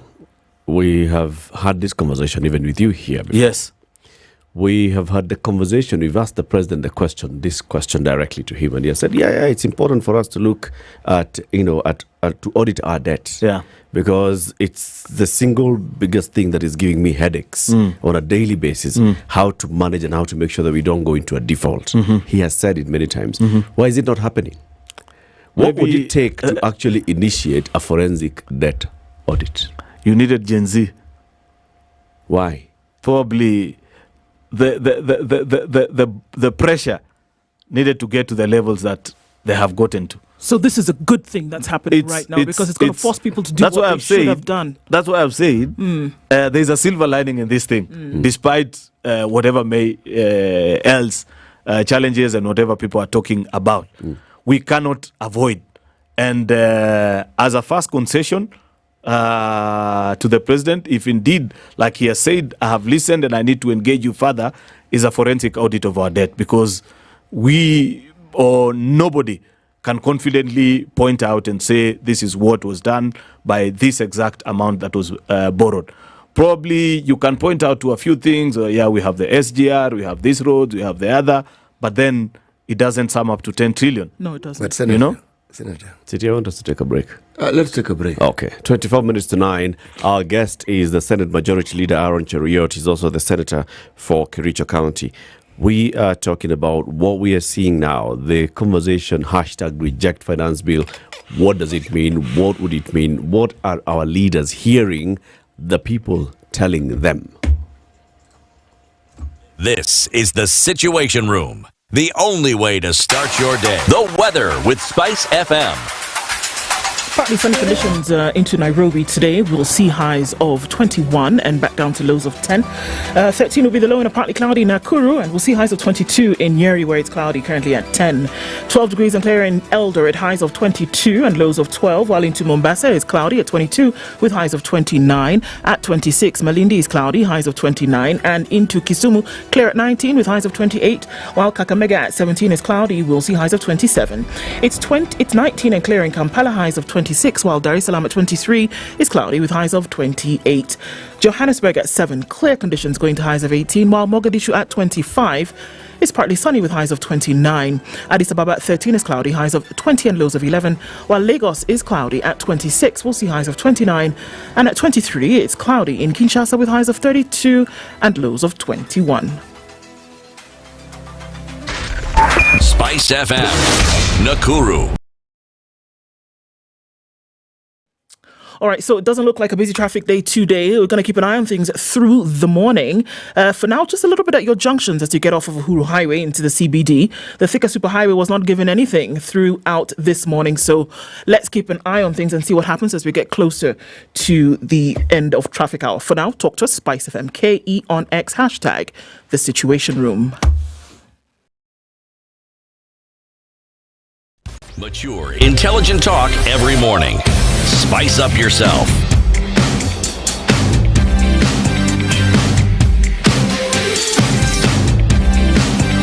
Mornings done right. 94.4 Spice FM, Nairobi. Okay, City. Senator, one of the things that characterized the executive, more so the president and his deputy when they came to power, was the constant repetition of the huge deficit they found when they got into power. And it was repeated over and over again. I would have assumed that if this was as daunting as we were told it was, that the very discussion we're having now should have followed immediately. We have this problem and we owe. Let's understand why we owe it. Okay, that did not happen. We then find ourselves in this situation here where discussions went even further and we started talking about what we call an odious debt. Asking the fundamental question, do we really owe this money that we're being told we owe? Because our law clearly states what we borrow for. Is there money that we are told we're being paid for and we cannot even find the documentation? The mentioned by the former Auditor General, money not coming into Kenya. Other monies that perhaps even flaunted further rules where you don't see Parliament approving that particular process, and yet money was borrowed. Most of this was in the previous government. No audit. Now, one could argue that the house has already bolted. The stable door has been opened and has bolted. I actually don't think so. And I'm going to tell you why I don't think so. If the situation we find ourselves in has been catalyzed by the demonstrations that we now see, then much as we may see that, yes, it appears that some pressure is now being applied for change, well, then so be it. it is far better if the executive takes charge of the change than if the change acquires its own momentum. Because it is difficult. And the president has said over and over, some difficult decisions must be made. Now, it's been talk. Here we are. Eric mentioned the previous hour, and he talked about the appropriation bill.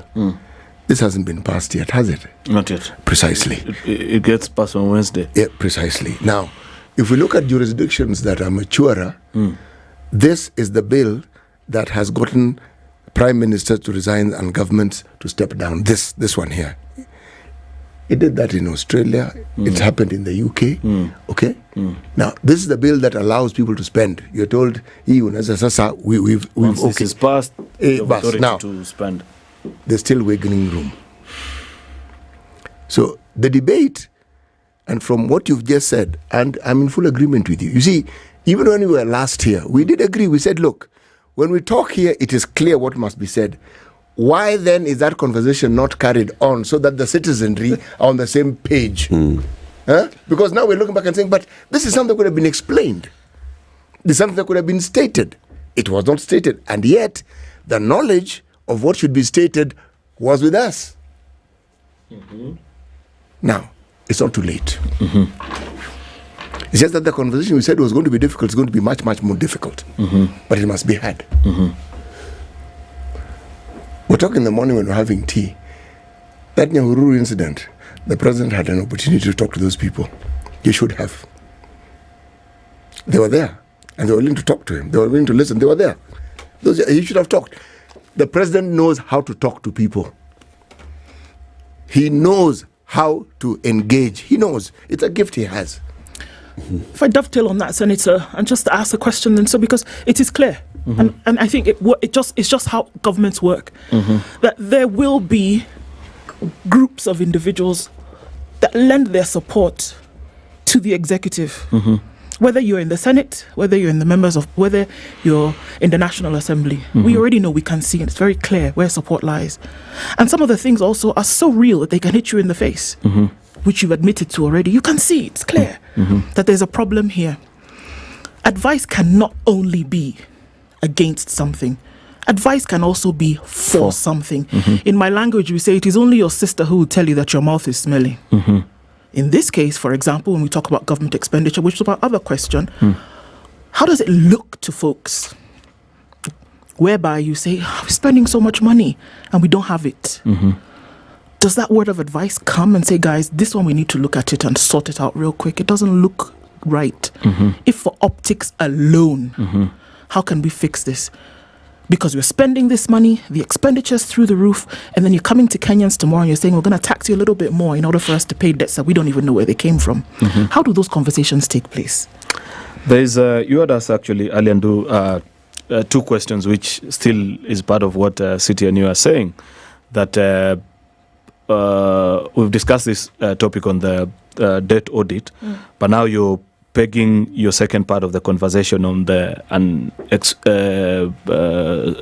rationalization of our expenditure to see what must be done and what cannot be done at this point, which is what actually, in my humble opinion, I believe is what the conversation should be right now. With all due respect to the people on the street telling us reject is not an option. Like I have said and I have explained that you reject, you're basically telling us, let's go the Greece, let's go Argentina, let's go the Zimbabwe way. The consequences for that will be more dire than what actually you're seeing. What the conversation should be, because you have done an excellent job in painting the picture of what the challenges in the country are. So what will be the solution? The solution is what is being proposed on this table, that a relook on our expenditure is what needs to be done. Are we really saying that we must spend that 3.9 that has been read out? And where is it that we can cut? You know, I see people try to reduce this conversation about 600 for renovations in the DP's office and I don't know, office of the First Lady and whatnot and so on. It will be right in the sense of as a show of goodwill and responsibility. But that's not where the big ticket is, unfortunately, because you could remove all that, but you're talking about take it or leave it, 2 or 3 billion Kenya shillings. That's not where the problem is. It's the optics. I have said it is important for the moral question to be answered on that. It's how it looks. Yes, exactly. That's why I call it a moral question. Yep. But the real question to be answered is, where is it that these monies that you're spending are going to? You have removed debt, which you have said, unfortunately, much as we audit, even as we audit, we have to continue paying. You know, we can't tell the people that you owe money that we know we're supposed to clear by such and such a date.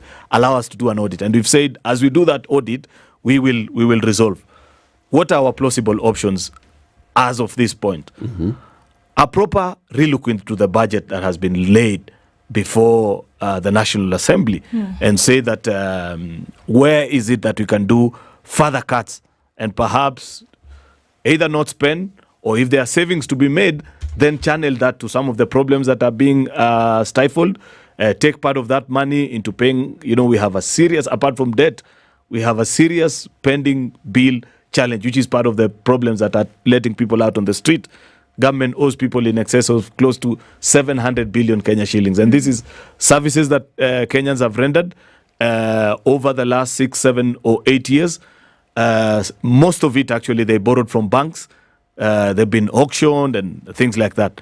Needs to be a conversation about what do we do on this issue of pending bills, because it's part of the bigger complaint that you listen in on what people are saying, that it no longer makes sense even to work with government. If you want to be depressed and auctioned, try and take on a government contract. So everybody is trying to fight on the private sector, which unfortunately is a very limited so we should space. relook at all these things.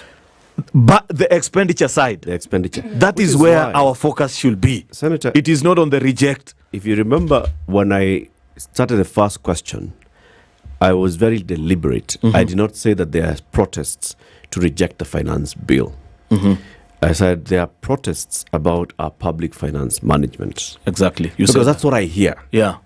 It's a conversation about our budget, how we spend, and then how we look for the money to spend. Right?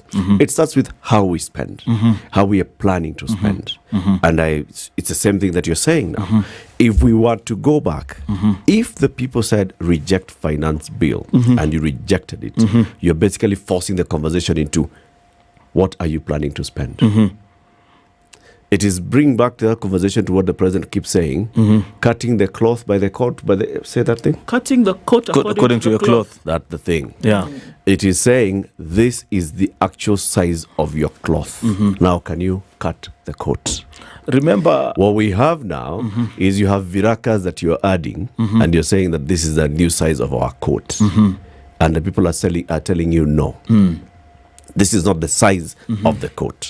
Can we go back and cut your coat according to this size? That's a conversation. Is the executive willing to listen to that conversation? They don't have a choice, unfortunately. Like I said, and I keep repeating this, that the silver lining in all this protest and the noise that has come out is that something has to move eventually, for either to bring down the temperatures, to get the young people off the streets, and to listen to each other and have a country once again that you are not making noise on each other and all these things that are happening. The only thing that I have said I disagree is that this campaign is anchored on rejecting the finance bill. I have explained why that is not an option and why that cannot even be part of the solution. Remember, you have anchored this conversation around the challenges that we are facing as a society. And you're saying part of the problem we as young people are out on the streets is that there are no jobs out there. Part of what the finance bill does, and there is good demonstration about how that has been achieved from 2023 and will be achieved even more, is that you've got to incentivize people to come and invest locally. That's why eco-levy is being introduced on goods that are being manufactured externally, but nothing on things that are being manufactured locally. Because you're trying, that's what every sensible government does. That's why when Apple is under threat from Huawei, government of the US does whatever they do. They accuse them of all those things they say because they protect their industries. Apple. That's what we are trying to do. Therefore, allow me just to finish this point, Eric. that my reading is that a reject is not the solution. The solution lies in a relook into our expenditure, like you have rightfully diagnosed, because we cannot afford 3.9, which is what the National Assembly. Please educate us. If Parliament had voted no last week on Tuesday by majority, let's even say that by some miracle, all members of Parliament present voted no. What would have happened? The thing is, you would actually just spiral into a collapse of the financial situations, because remember, we are on an IMF and no. What would it mean? Would it mean that the current existing measures, the existing, basically what it means? So this is a thing that people need to understand. Why do you do a financial bill each year? You do a finance bill because you're trying to raise additional resources over and above what you already have.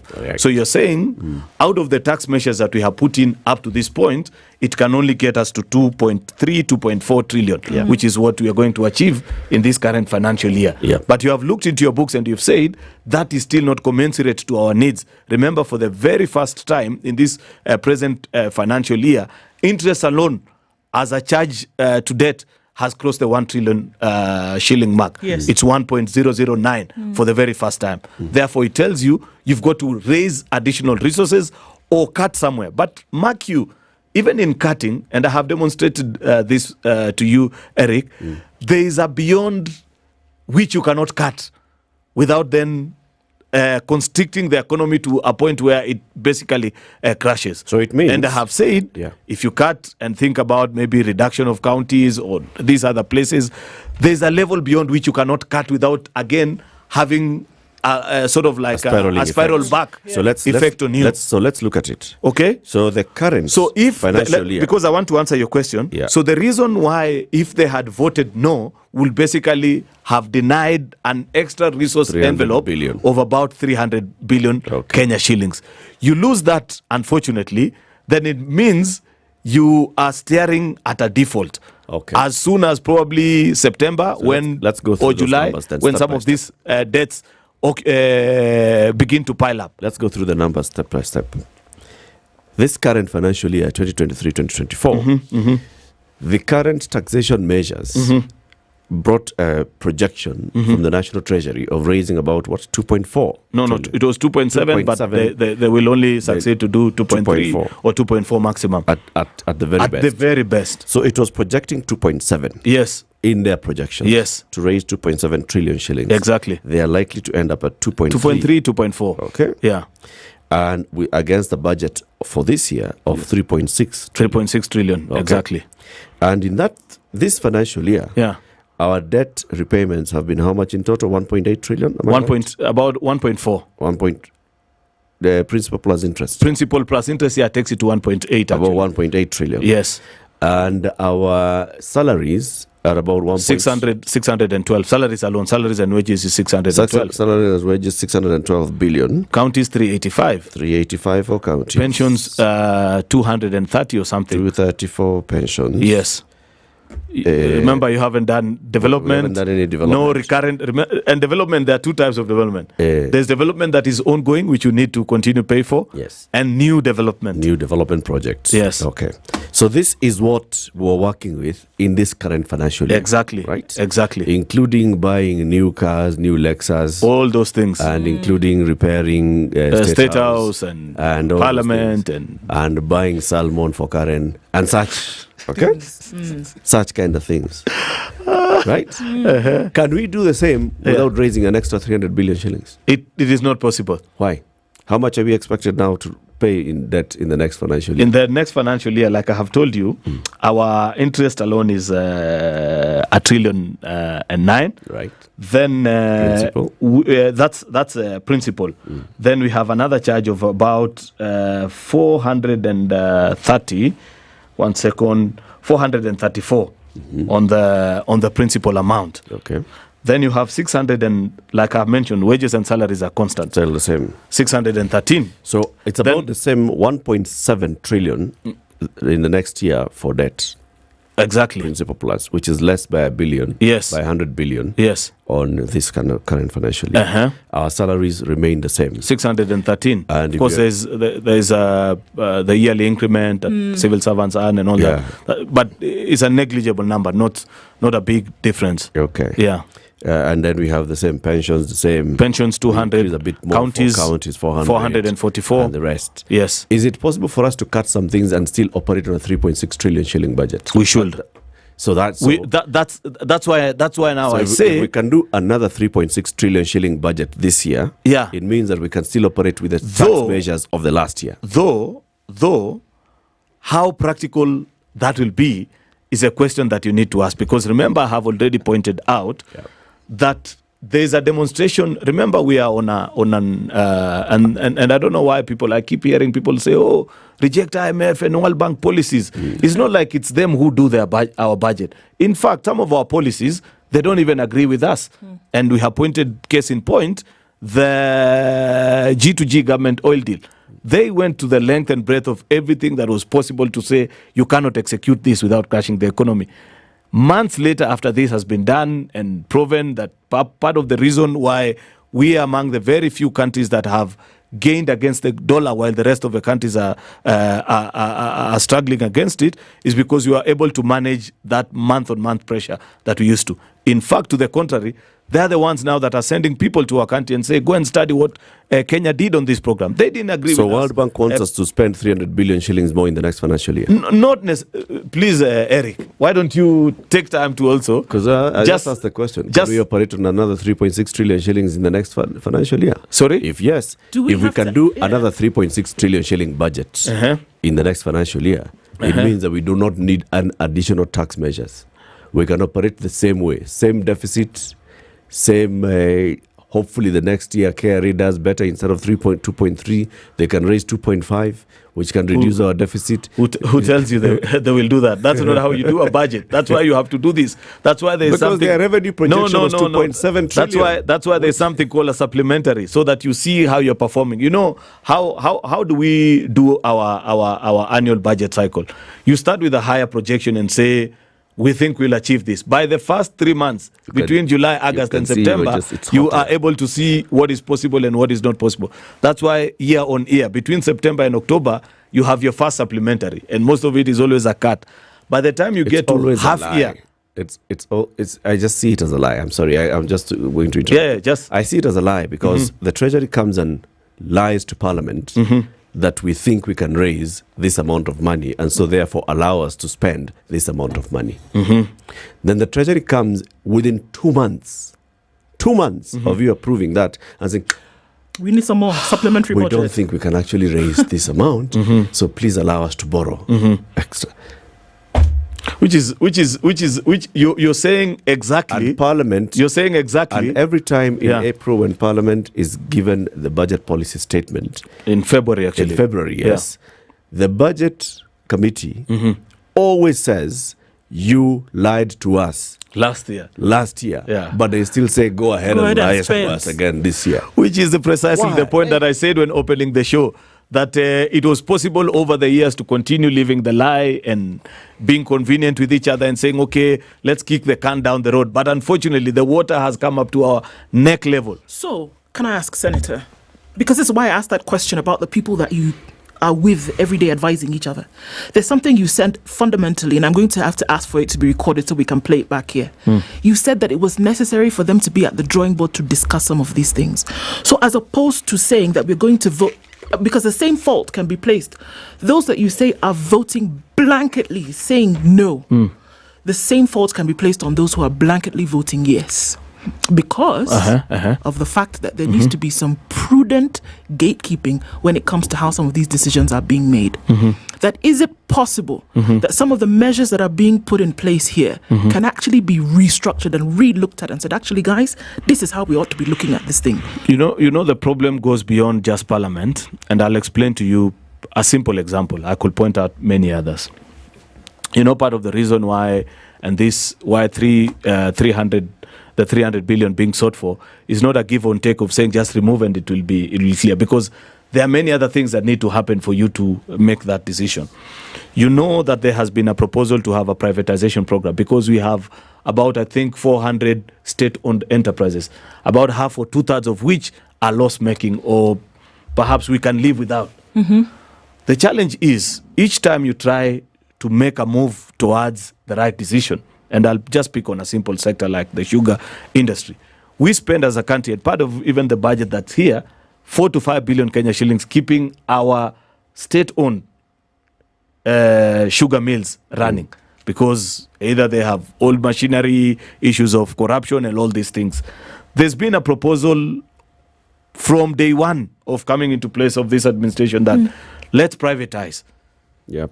But you know for a fact that the reason why we cannot privatize is there's a judge seated somewhere in Zoia who probably doesn't have either a sense of how the decision they make affects us generally. And probably they are part of the people now hashtagging reject finance bill, makes a decision and says, no, take your time. We need to consult people. We continue to spend. Due process. Follow whatever. Follow the law. My friend, there is nothing that hasn't been done. We have even passed a privatization law in parliament, followed it word for word. She's saying you consulted people, but I need to be sure that the people you consulted belong were specifically from this county of Bungoma. You know, if you have the luxury or the kind of pressure that you are dealing with as a country, then we don't have... You don't have to talk to people. Sorry? You don't have to consult the people? I have told you there was public participation. Yeah, so demonstrate to the judge. How I don't know, maybe you need to help us to know how to demonstrate to her. I have seen the court pleadings. They have showed to her minutes of where the meeting happened. And she has said, my diary is full. Let's speak in January of 2025. And I can go on case by case on so many other of these things. That's why I said this conversation cannot just be had within the confines of parliament and the executive. There is a contribution of judiciary as well to this and what we need to do as a country in managing our expenditure.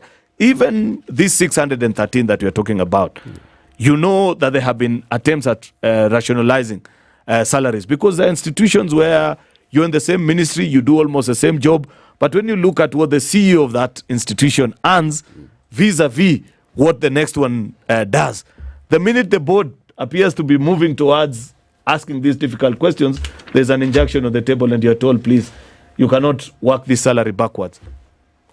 What do? That's why it is important for us to be here in this time and moment so that we all post back and say, okay, good people. Because I hear the theme is listen. The church is saying, listen to the young people. Everybody else is saying, listen. I also want to say, listen also, the rest of everyone who's talking, so that we post back and say, okay, we have found ourselves in a difficult situation as a country. What do we do? Is the president willing to listen? He said so in Nyahururu. You know... But let me tell you what I heard the president saying. Yeah. He said, hawa vijana ni watoto wetu. Mm-hmm. And he's happy that our watoto wetu are now participating on matters of governance, on conversations of governance. And I'm okay with that.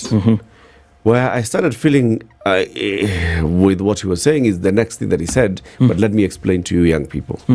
We have increased CDF money so that now you have more bursaries for our children. So we can also, using CDF, create ICT hubs so that our young people can get jobs. We have increased help allocation so that you people can go to school. What I heard the president saying is he's still looking at these people as, these are children, shida yao ni shule. Nimeweka pesa mwende shule. Okay? But he isn't alone in that. Yeah. But he's not hearing that these are Kenyans who are saying, actually, let's have a wider conversation. And probably because I know you speak with him, tell him. That's what I'm saying. Just the conversation is not, let's not call them Gen Z children.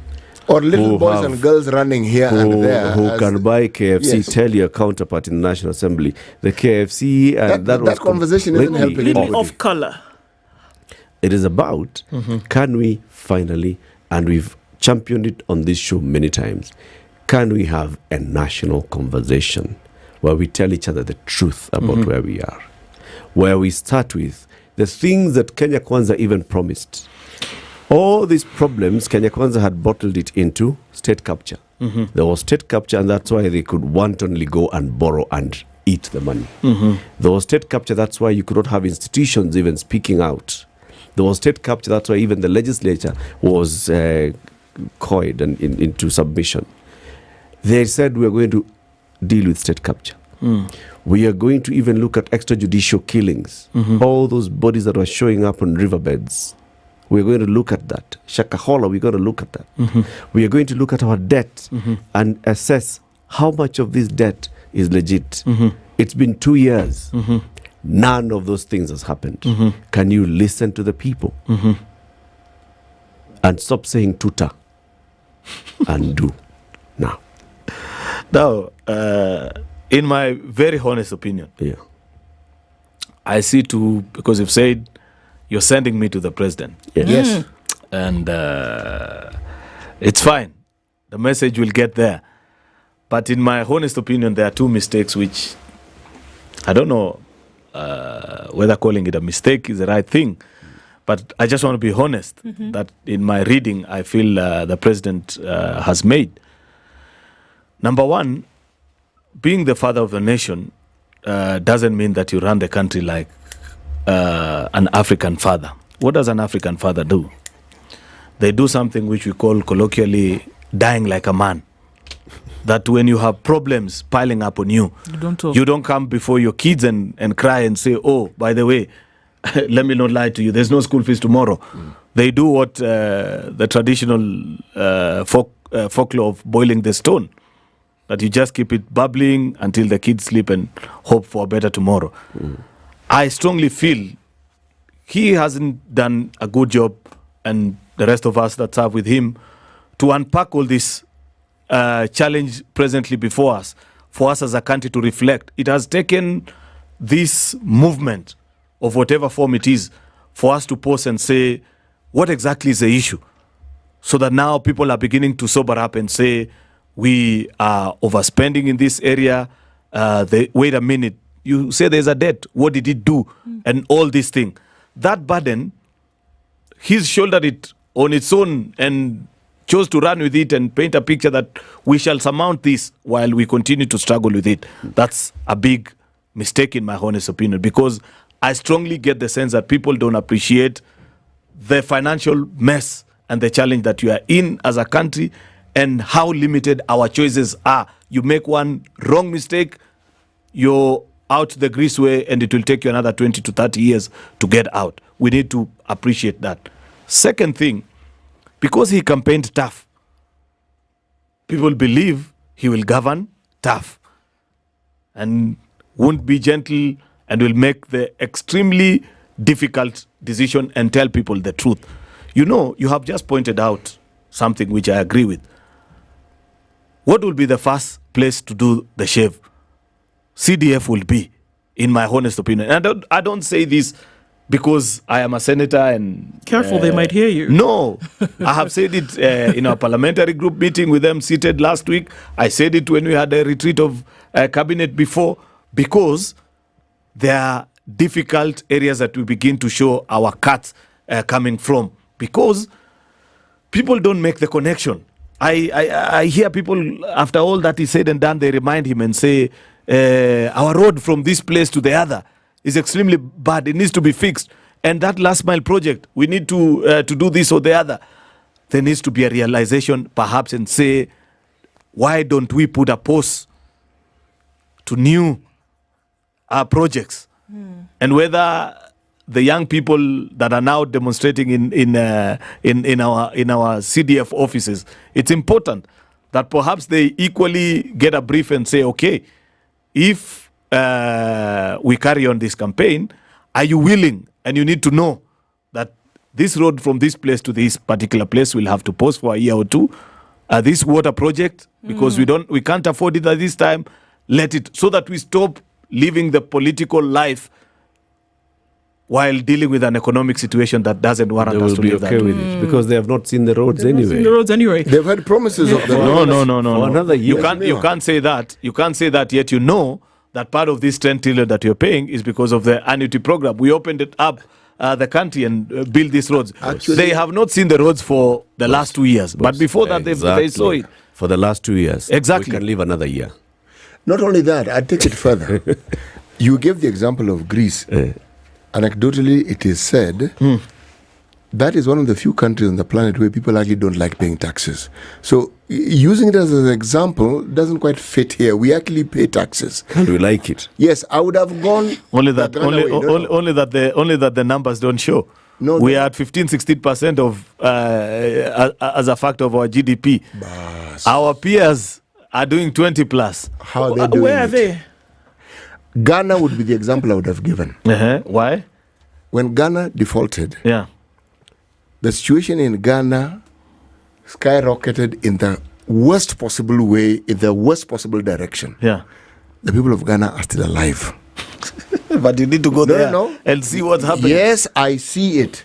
With that in mind and as a picture, steps to ensure that you actually in charge of the situation which starts with what you've said. This is what we're going to forgo. So you mentioned all the areas. This is what we're going to do. Halt this, halt this, halt this. And it's seen across board. We come to you and say, Mheshimiwa, we want to urge you to take a pay cut. We want to urge government, meaning let the whole country take the step of saying, okay, but you know what we're going to ask you? What guarantee do we have that the money that we have is going to do what it's supposed to do? Because that is the conversation that is at the heart of everything we're seeing. Corruption. Eric called it public finance management. It's a very nice way of summarizing it. Steps can be taken. The difficult decisions must be taken. But, you know, the leadership has to lead. We have to see you making the sacrifices that make sense. But I have seen this done in the past. I have seen in the year, I think, 2009 or 2008, previously under the old dispensation, where civil society and those that were active in that space will present an alternate budget, item line by item line, on what the minister is presenting. Perhaps that's where we need to take this present engagement to, so that we say, okay, out of this 3.9, remove until you get us perhaps somewhere to 3. So that then we engage at that level. Let me be honest with you, if you rely on Parliament to do it, please continue. No, please. I need you. I need you to complete what you were saying. I have said what I need to say. Sorry, now that you're because this is great, because on this day you're serving as emissary, and now we can send you with so many things. One thing that might seem like it's a peripheral conversation, but is extremely important, that woke a lot of people up in a lot of sadness this morning, is that there are people who are vocal in their demonstration that are being abducted. This is not a maybe situation. These are people who have woken up at 3 in the morning, 2 in the morning, and there are armed people at their doors, at their gates. There are people who've been picked up in the city clandestinely. At whatever level it is, it has to stop. There has to be a voice from the very top that speaks to it.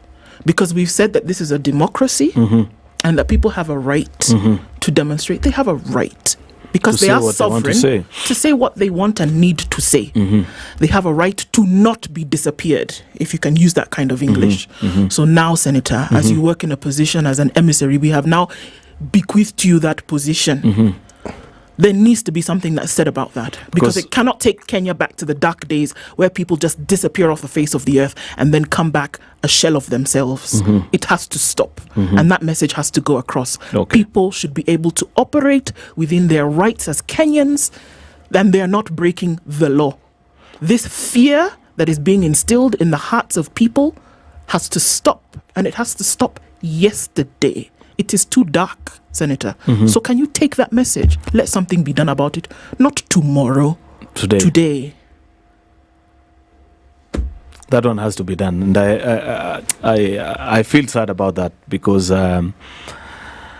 we made promises about it. Extrajudicial killings and use of police infrastructure to manage political situations. It featured prominently, and I have thousands of clips about things I said about it when we were on the other side, and that shouldn't be happening. And this morning, I hear you. 6 more people. Can Parliament do something? Maybe we should. Can Parliament put a stop to this nonsense once and for all? Right? Because many of members of Parliament have been victim to this extrajudicial arrests, invasions into their privacy. The Deputy President talks about it all the time. His home was invaded in the middle of the night.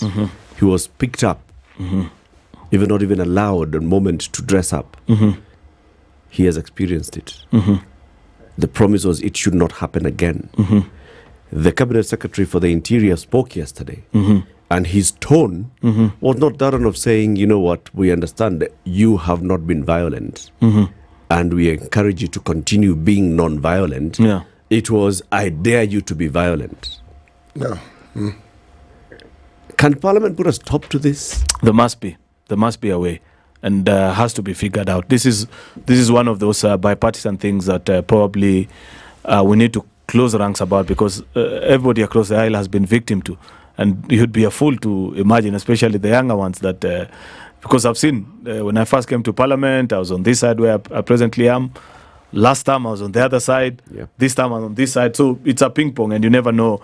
And there is no better point to perhaps seal all those loopholes than at this present time when there are responsibilities. Therefore, it's unfortunate that this is happening, and I hear you do. Let me commit to get it to the right ears. It has to. It shouldn't be happening. Can we hold you to that, Senator? Please do. Please do. Okay. Senator, I want to thank you very much for joining us today. We'll open up the phone lines for our next conversation, because we want people to say, so as this conversation is happening, number one, what you're saying, there's a lot that's being said. Can we actually now start bringing it together into what are we saying and what do we want to see going forward? Because if you don't start thinking of the next steps, then there's a nice carnival atmosphere going on in the country. Where is it leading us to? How do we know that we have achieved what we wanted to achieve? How do we start shaping this conversation? How do other sectors also come in and contribute to this? How do we make sure that this movement is not abducted? I see the movement itself, apart from the police, can be abducted. Abductions, there are political abductions also. I see politicians trying to take a ride on it, but have demonstrated it here that there are very few people who have the moral authority to speak on this problem, because either by commission or omission, there have been significant contributors into getting us where we are, and that's across the aisle. Therefore, it will be important that the purity of this. So the solution should come from elsewhere. Yes, the purity of this movement shouldn't be interfered with by political interference. The only challenge is how to reduce these challenges that are being spoken into action points. Because like I pointed out, and the unfortunate thing is that you speak to some of the people, not all of them, some of the people, and they appear to be under the impression that once you reject the finance bill, all our problems disappear. It's not the case. And I have taken time to explain why that is not the case. I have said there are things that we will fix. We have to fix on the expenditure side. But then there are additional things that city is speaking to. That even these little resources that are available, what is our conviction that it's going to the intended purposes, speaking to the challenge of corruption, which is perhaps something that we need to discuss. Is the architecture of EACC and DCI and oversight institutions working as proposed, or there needs to be a radical shift? I believe that having tried it for 10 years, or in perhaps going to 14 years now, since the new constitution, it's clear the results can show that as proposed, it is not working. Something different has to be done if we're to win this war on corruption. And that is what now you're saying, that so that we don't lose the moment, how do we reduce all this into action points and say, this is perhaps the bigger thing also that people are concerned about, that there is wastage. Apart from the wastage, there's pilferage as well. How do we stop that? How do we make sure that we bring a corruption suspect to book within a certain period of time? so that you don't go through the rituals. People know that you can steal, and if you get caught, you'll be taken to court. Once you go to court, you can drag the case until you die, like some of the suspects, without ever having a return. There is new jurisprudence that is even emerging out of EACC, the Obado case, out of court negotiations, which we need to appreciate, and perhaps it's you to call them here and help them make you understand the logic in some of the decisions that they are taking, so that we don't lose that. Some of the things like opportunities being availed, it will take time, but it's clear from the voices that are speaking out there that the speed with which it is being done is not satisfactory. We are churning out very able and well-educated people who know their rights, who know what they need to do, without opportunities. When there's constriction of space for opportunities, then things such as what is happening are bound to explode, and that's not what you want for your country. Well, somebody's saying justice for Rex Masai. For? Rex Masai. Or the young man who was killed. The demonstrator who was shot, allegedly by a police officer, right? And in just a moment of high-handedness, which is where, again, the message, your former colleague in the Senate, Professor Kithure Kindiki, and the statement that he made yesterday. Well, on the face of it, he made a statement of fact. The law allows you to picket. Yes. And the law allows you to picket as long as you're doing it within the confines of the law. I thought it was fair and balanced. And the law does not allow you to move inside one side or the other. Yeah. What we felt that the good CS did not do is he did not acknowledge the fact that the demonstrations that we've seen in the country so far have been peaceful. Largely peaceful demonstrations. He did not acknowledge that. He did not acknowledge that the violence that we have seen so far has come from his officers. He did not acknowledge that the likelihood, the message that he'll be sending to the protesters should be, I acknowledge that you've been peaceful. I encourage you to be peaceful. I want to assure you that my officers will stand down this time. But he said that only acting. He said if you go out. He did not acknowledge. No. He said. But you must make sure. It's a tone. Usually these things, the tone of voice. But if you come out and say, I found his statement fairly balanced, to be honest, because he acknowledged that there is need for protesters to be allowed to do what they need to do. Police should actually provide escort for them, ensure that they exercise their right uninterfered with. But to counterbalance that, because this is Nairobi and this is Kenya, you know very well how sometimes in crowds they are infiltrators, People take advantage of such situations. And credit to this current lot of demonstrators, I have seen them even open ways for people who want to go about their business, When they're on Kenyatta Avenue, they didn't try to block vehicles like has been in previous demonstration. And that is commendable. The only problem, and I had this even in the preceding weeks or days before, they said when it gets to a certain time, if you're still out there, then you're not part of us. Because there are people who want to take advantage of these situations. And I felt that is a lot that the CS was addressing. There'll always be sneaky characters who will try and find ways of taking advantage of this situation. And they too needed to be addressed. I felt that's a lot that he was speaking to. Yeah, I think he was speaking to them. But he should have been assuring the peaceful demonstrators of their security. I'll tell him to be more assuring. Well, Senator, it's 24 minutes past 9. Let's take this break to take a look at traffic weather. We'll open up the phone line 0719-012-600. So we are saying reject finance bill. Then what? What next? What are the next steps for this movement? Even the senators agrees that, it's actually a good moment in our country where we're having these conversations. Then how do we move it forward to make it meaningful? And all, 25 minutes after 9. Have you switched? If you haven't switched, you're not going to win. You need to switch to win. Switch to what? Stanbic. Today, open an account with Stanbic, and you can actually take over your responsibilities into that new account. And there's an opportunity every week for winners. 200,000 shillings for the first, 100,000 shillings for the first runners-up, and then 50,000 shillings for the second runners-up, right? And at the end of this all, there's a draw that will take place in September, 1 million shillings up for grabs, just because you put 50,000 shillings in your account and you enter into this draw. And then we have first runners-up at 500,000 shillings and second runners-up at 300,000 shillings. Make the switch to Stanbic today and enjoy a whole basket of goodies that comes along with this account. Yep. And be as smart as Senator Aaron Cheriot, because tonight Senator Aaron Cheriot will have subscribed to Showmax PL, and he'll be watching the Euros on his mobile device, only 500 shillings a month.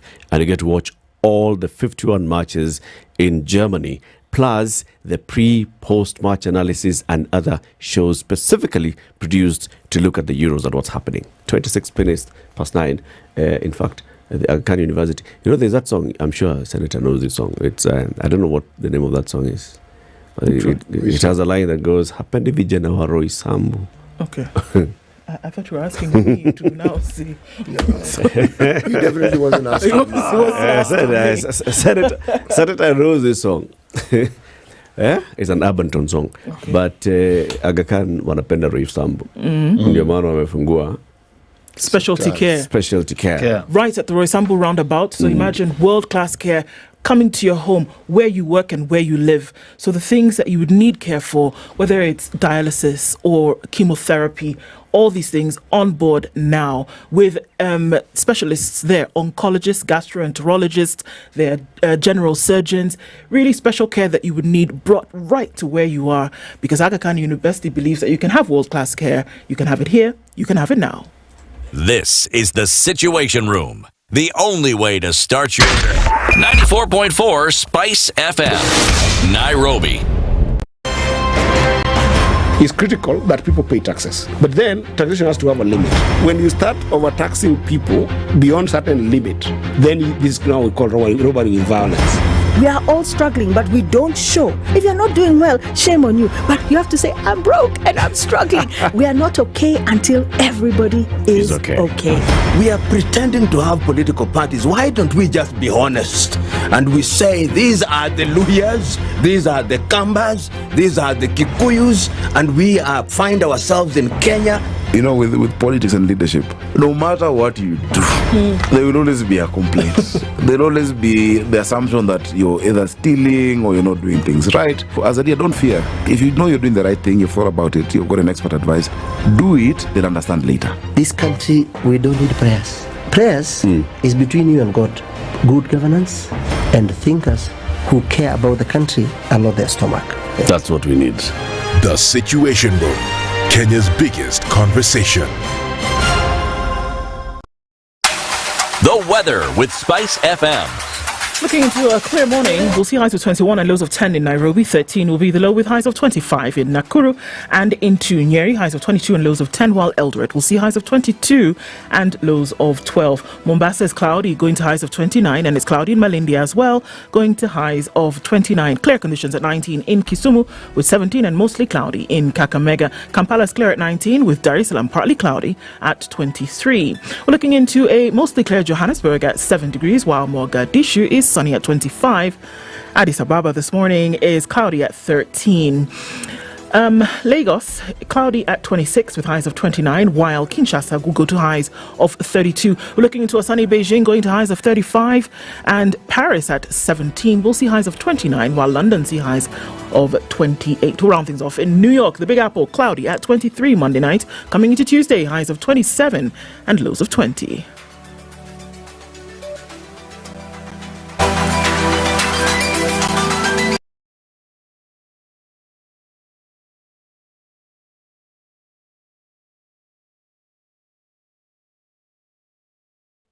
Not going to be busy on the streets in terms of traffic this morning.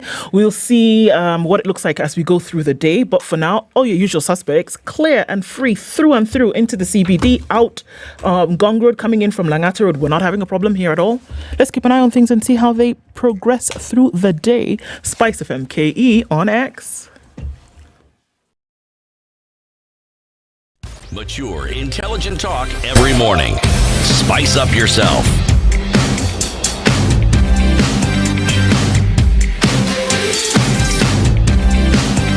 Mornings done right.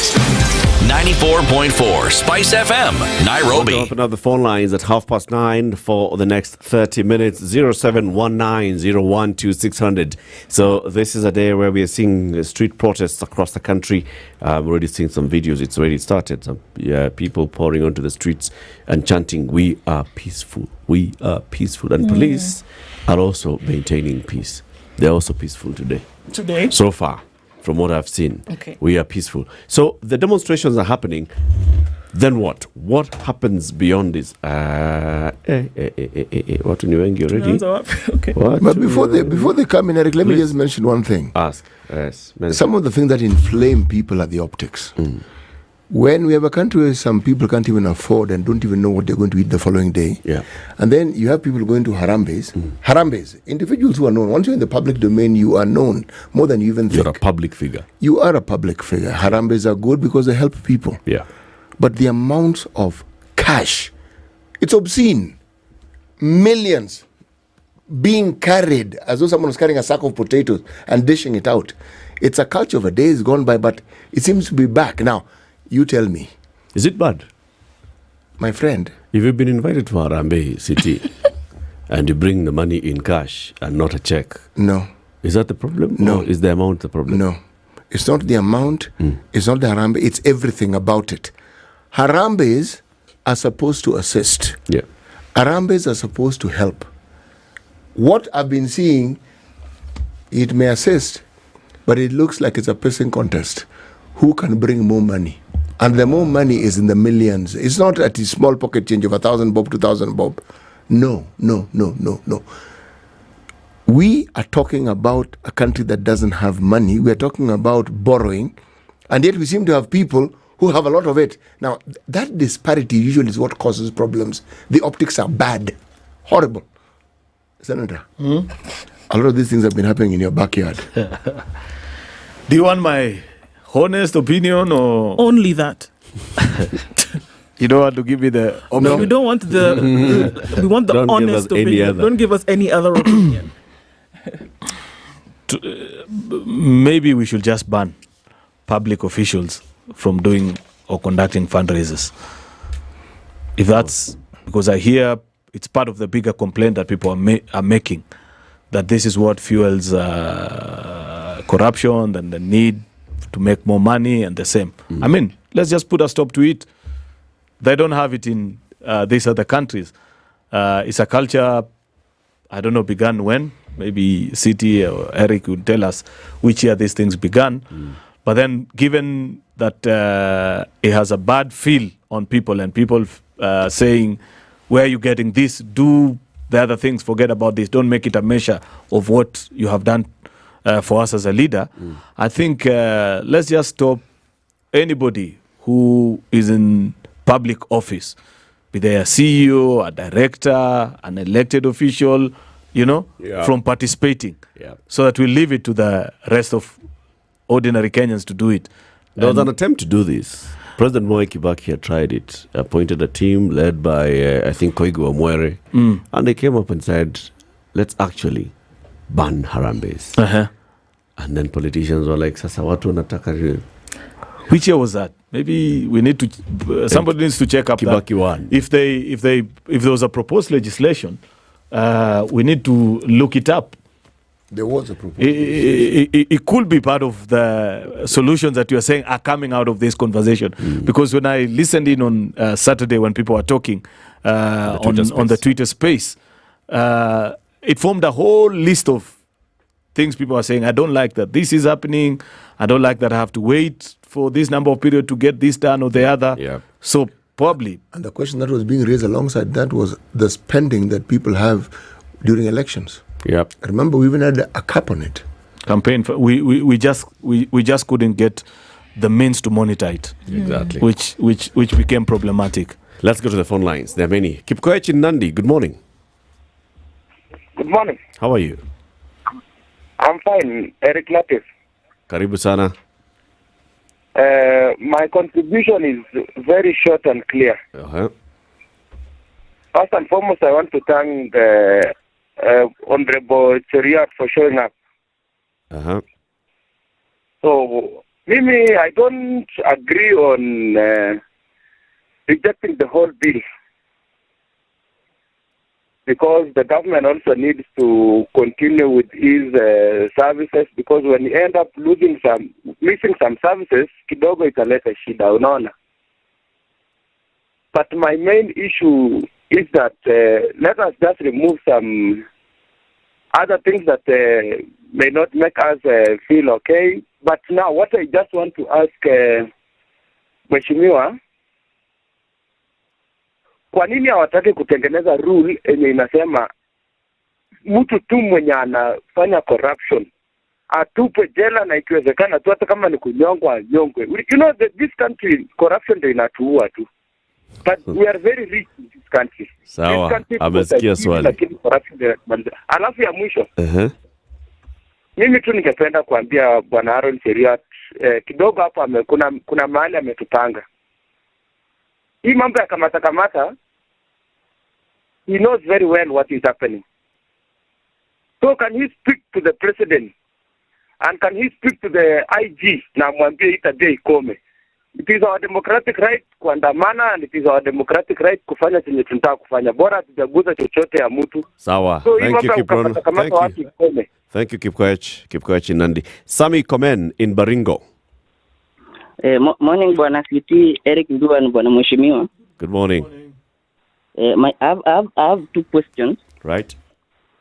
I want to ask Mr. Aaron, why is it that when even the recommendations that came from the Treasury, or like when they want to like the cutting the budget proposal or whatever, they were so quick to go after these important ministries, the Minister of Health. They went to reduce CDF and whatever. But we all know that on the proposed budget, there was a DP's confidential budget of around 800 million. Why didn't they mention that? They were so quick to go after the things that they know that would affect the Mwananchi directly. Why are they so quick to go after the important things, and they want to downplay it as if we don't know, or we wanataka so soft life na sisi tuwezi enda hospitali. Thank you. Come in. Exactly. Thank you. Mike in Kisumu, good morning. Good morning, Eric, CT and Ndu. Good morning. And good morning to Mr. Cheriot. Good morning to you. I want to speak to three things very quickly, because I know we are several on the line and we all need to be heard. Yes, please. Eric, number one, the first thing I've realized in this country, you'll only know that we have police in their numbers, not when bandits attack in Baringo and the West Pokot, but when we have demonstrations. That is the only time you'll realize that we have police and in their numbers. You see, and these demonstrations have been done very peacefully. In fact, the motto of the demonstrations is "Carry your phones and not storms." You see. But see how police are handling this situation. Right. But to some point, I can't blame the police. Why? They are getting their orders from somewhere. And when they were passing out, they took an oath to obey orders that have been given to them. You see, that's why the buck is stopping with the president and the IG. Sawa. You see, you keep on saying that the police is an independent body, but it doesn't look so. Point made. Point number two. Parliament. Yep. Our members of parliament. You know, these people are so cheap that they are being bought left, right, and center. These people are elected by the people, but they behave as though they are appointed by the president. Majority of them. And they have forgotten their mandate of legislation and defending the people whom voted for them, airing their voices. Number three, the question of accountability in this country. Anytime you come up to ask the accountability question in terms of what our tax is doing, what development, how much money has come from outside, what is it doing, where is it going? When we had recently, when the controller of budget said she can't say how much has come from outside in terms of aid, in terms of loans that you're being given, she doesn't know. She's not aware of what this money is doing. She equally said that money is being taken from Treasury without going through her office. So she cannot really say where we are as a country and how much we have currently. Sawa, Mike. What are we doing about those? Thank you and have a good day. Let's leave it there. Thank you, Mike. Kiprono in Kericho. Yes, hello, Eric. Good morning. Yeah, good morning. Good morning. Here in Kericho, we are so good. Salimia, you're a senator here. Yeah. I would like to say hello to Senator. Kiprono. And pinpoint out that actually I've been following the whole conversation from morning, and I think what he has said is 80% lies. The 20% might be true. Then on the issues about there is a clip that Ruto said that he is planning to have a talk with the youth. And the question that youth are asking themselves up to this point, in fact, that is the thing that is causing so much rage, is has Ruto been not having the heart of the youth from the word go since he launched his manifesto up to this moment that we are almost halfway the years the term is supposed to serve, and is now talking about having a talk with the youth. Like has he not been having that heart of being of actually serving the youth? And number two is the issue about accountability. That there is so much about accountability, and the one thing is this: you find in Rift Valley nowadays, every weekend, Saturday and Sunday, leaders, they are flaunting with millions. They are coming with Prados, choppers to just give out millions of money. Everybody is asking themselves one question, like, where do these people get such much amount of money? For example, Aaron Cheriot, I'm very sure he earns maybe, let's say, at a maximum 3 million per month. But you get to know that he's giving out more than what he earns. And where does he get that amount of money? Sawa. And at the final is this, the issue about tax and the issue about the external debt. I think the government should actually come up with a public domain that should let everybody see how the money from the outside is being borrowed and how it's being actually paid. Not this issue that, we shall do what? No, stop that nonsense. And we want accountability. Thank you. Asante sana Kiprono. Karanja. Yes, Eric. Good morning. Good morning, Eric Kidu and City. How are you? We are fine, thank you. Okay, Aaron Cheroyot, the senator for Kericho. Mm-hmm. Now, the question I'm asking these people, Eric, you know, we went to election. We voted these MPs. These MPs, we voted them to do what? We never voted the MPs. We voted the parties.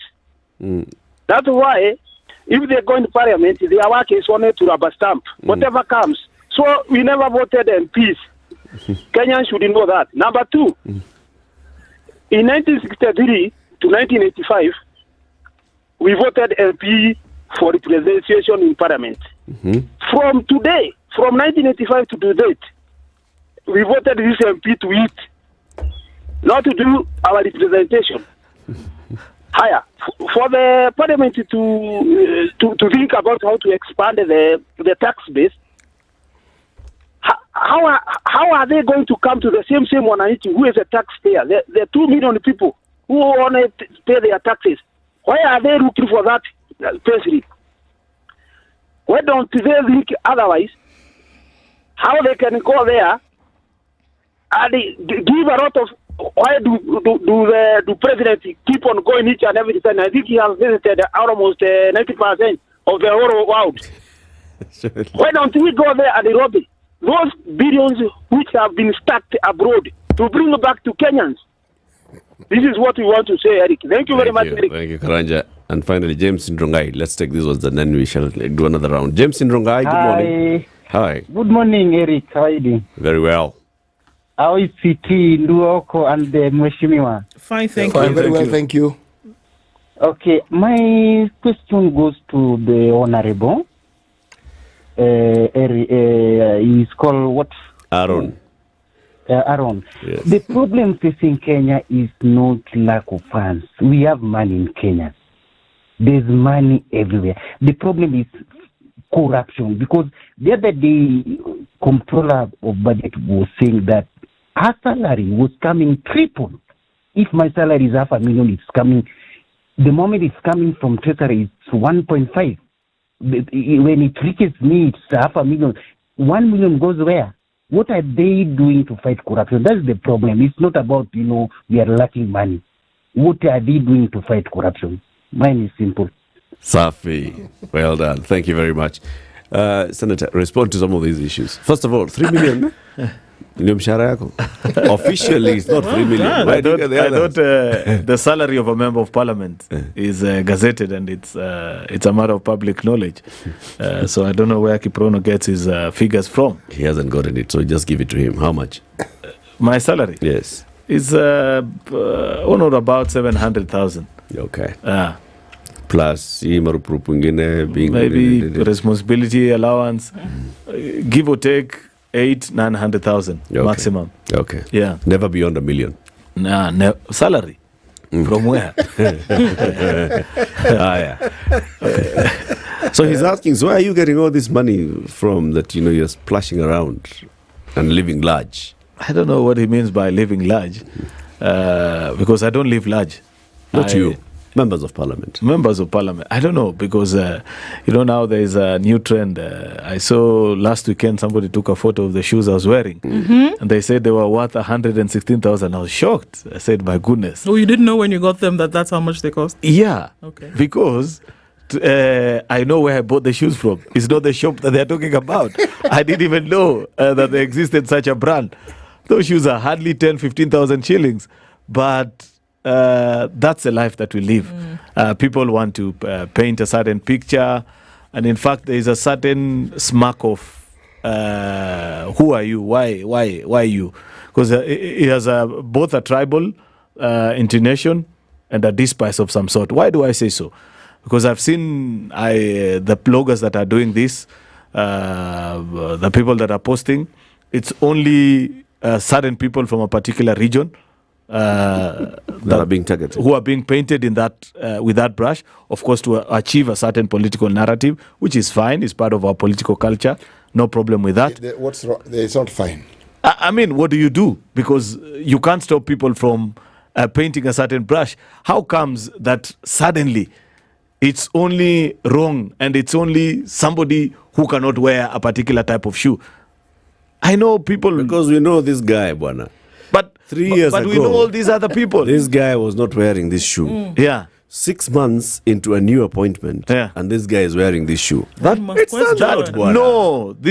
the point. You're missing the point. I have said that level of scrutiny is only limited to people from a certain people from a certain maybe ethnic it's only people group from a certain region who are getting appointed. Maybe that's what it's showing us. What do you mean? You know who's been appointed minister, who's been appointed CEO, who's been appointed PS, who's been elected. Like me, I'm not the only one in parliament. So that's one. Even the president, I see there's a big, huge hue and cry about the watch that he wears. Yes. I don't know. I'm told it's worth 4 million. I haven't had opportunity to ask him. It's 4 or 5 million shillings. I know for a fact, and I saw it.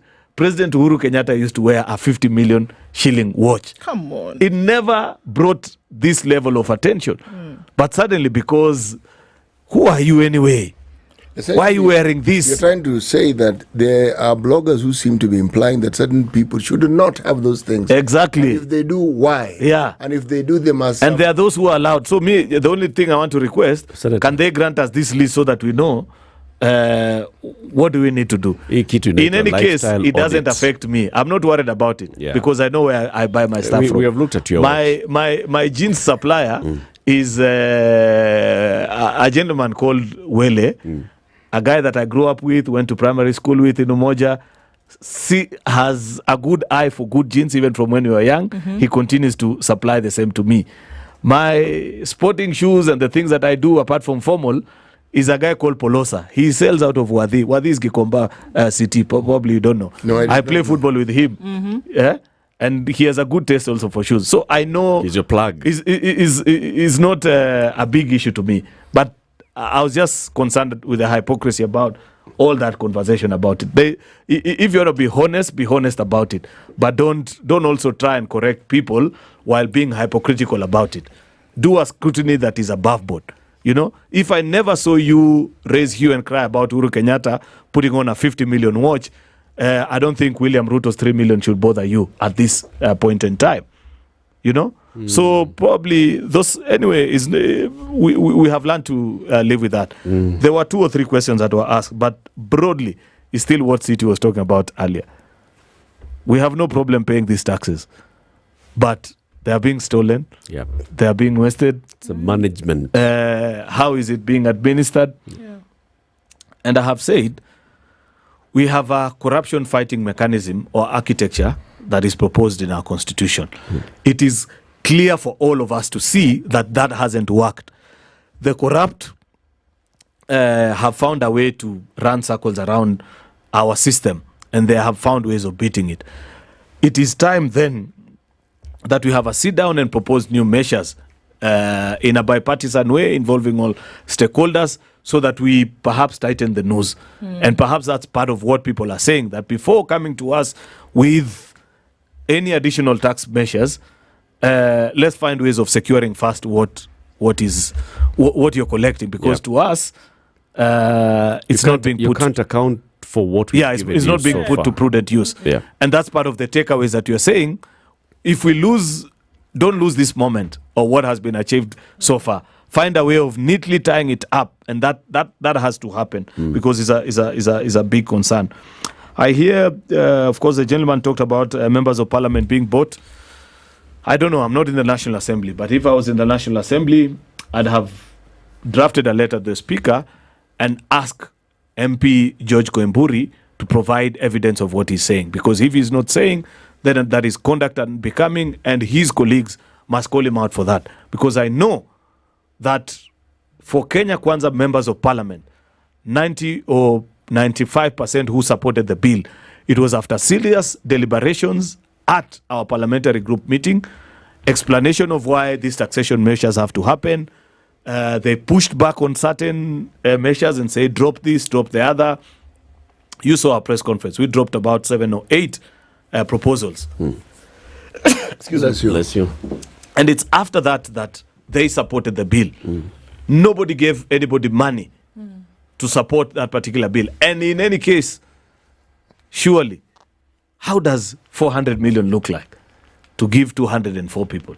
I've never seen that kind of money, but I don't know how it will even, by what form it will be carried. But, like I have said, I don't serve in that house.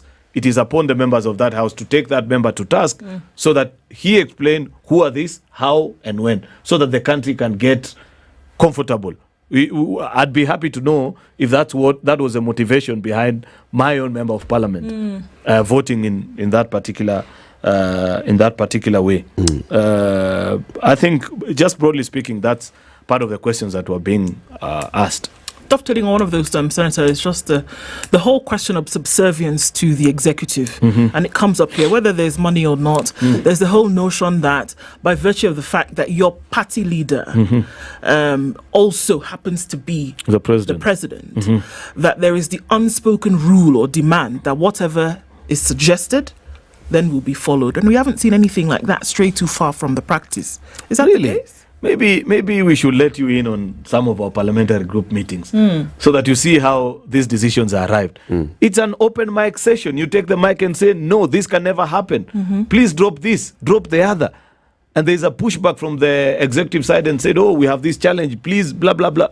Eventually, you reach a point of agreement and say, okay, this is what needs to be done. And that's how you run a political party. Otherwise, what do? We can't have two people, one as party leader and the other one as president. It follows that it's fortunate that you have your party leader who happens to be the president and therefore leader of the executive. But it's not true to say that if that was the case, then there wouldn't be all this. I think there are like 65 amendments that are being carried today, close by close.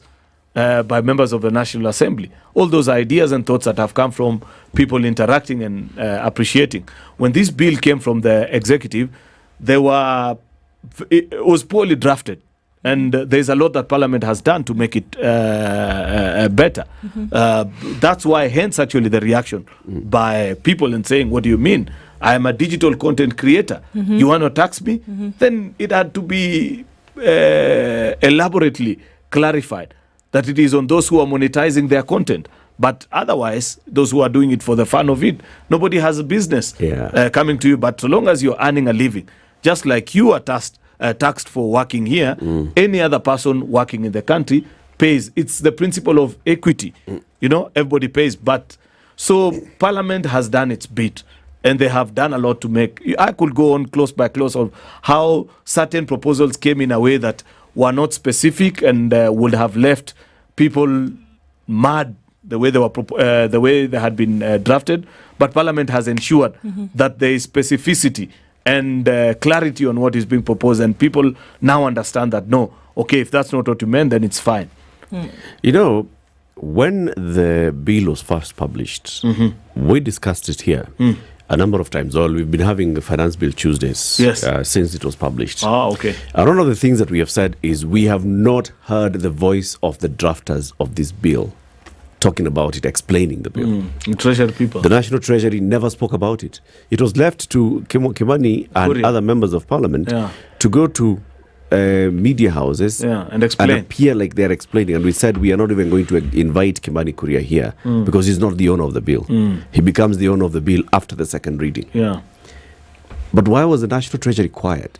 I don't know. Professor Ndungu should be able to... Should there be a way answer of when such a proposal is published, the same way Professor Ndungu released a Mwananchi version of his speech when he went to Parliament, he should have done the same for Finance Bill. Probably come up with something that then explains this is the Finance Bill, because it's a voluminous thing and it's a bill that is just an amendment of various other pieces of legislation. Tax procedures. Just have a thing that says these are the proposals. On income tax, these are the proposals. On VAT, these are the proposals. We are zero rating here, we are introducing VAT here. On excise duty, these are the proposals. So it can clearly see. And everybody then can engage. Those who want to go deeper into it can go deeper into the bill, and they'll understand it better. But those who just look at it and want to see, so how does this impact me, can clearly see that. And they can go looking for the various aspects of the piece of legislation that they feel would affect them. Probably, you know, it's one of the things we were discussing earlier of what has changed after this, is that Finance Bill will never be the same again. After this debacle. And probably what you're saying is the right thing to do. That needs to be published way in advance so that there is a broader stakeholder engagement and time for people to interrogate. And it is important for the owners of the bill, which is the National Treasury, to come to the country and explain and say, this is what we are proposing and this is the reason. Perhaps listen in, carry out their own version of even stakeholder engagement before it eventually gets to Parliament.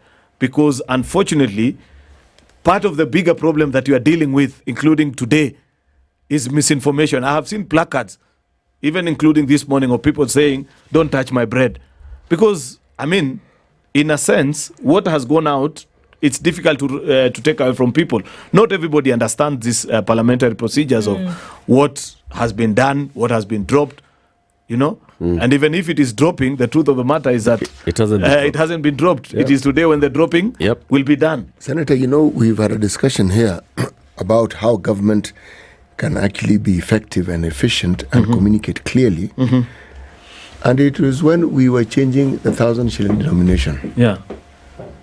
Step by step, you have this number of days left. You have this number of days left. This is what it's going to look like. It was continuous on a daily basis. The run-up. It left no room for anybody to say they were not told. Now, something as important as a finance bill, whose rejection has dire consequences, now tell me, why was that serious approach not had? So that we know, because we have it every year. So that when people say, we say, excuse me, for everything we're saying, this is the process that we followed. We took this to all the county assemblies. We took this to all this. And see, I'm simply saying that we don't seem to learn from our own successes. Or failures. No, I'm talking success. Because that one has been done right. That should have been the poster boy of how to carry out a policy change. Well, thank you very much for giving us this 2 hours and having this conversation with the country. Thank you, and we thank everybody for tuning in to the Situation Room today. As things unfold across the country and in Parliament, we will be there no matter what. And tomorrow we'll be back here at 6 a.m. Have a lovely day, people. Stay safe. Be peaceful. It's 10 a.m. It's now 10 a.m.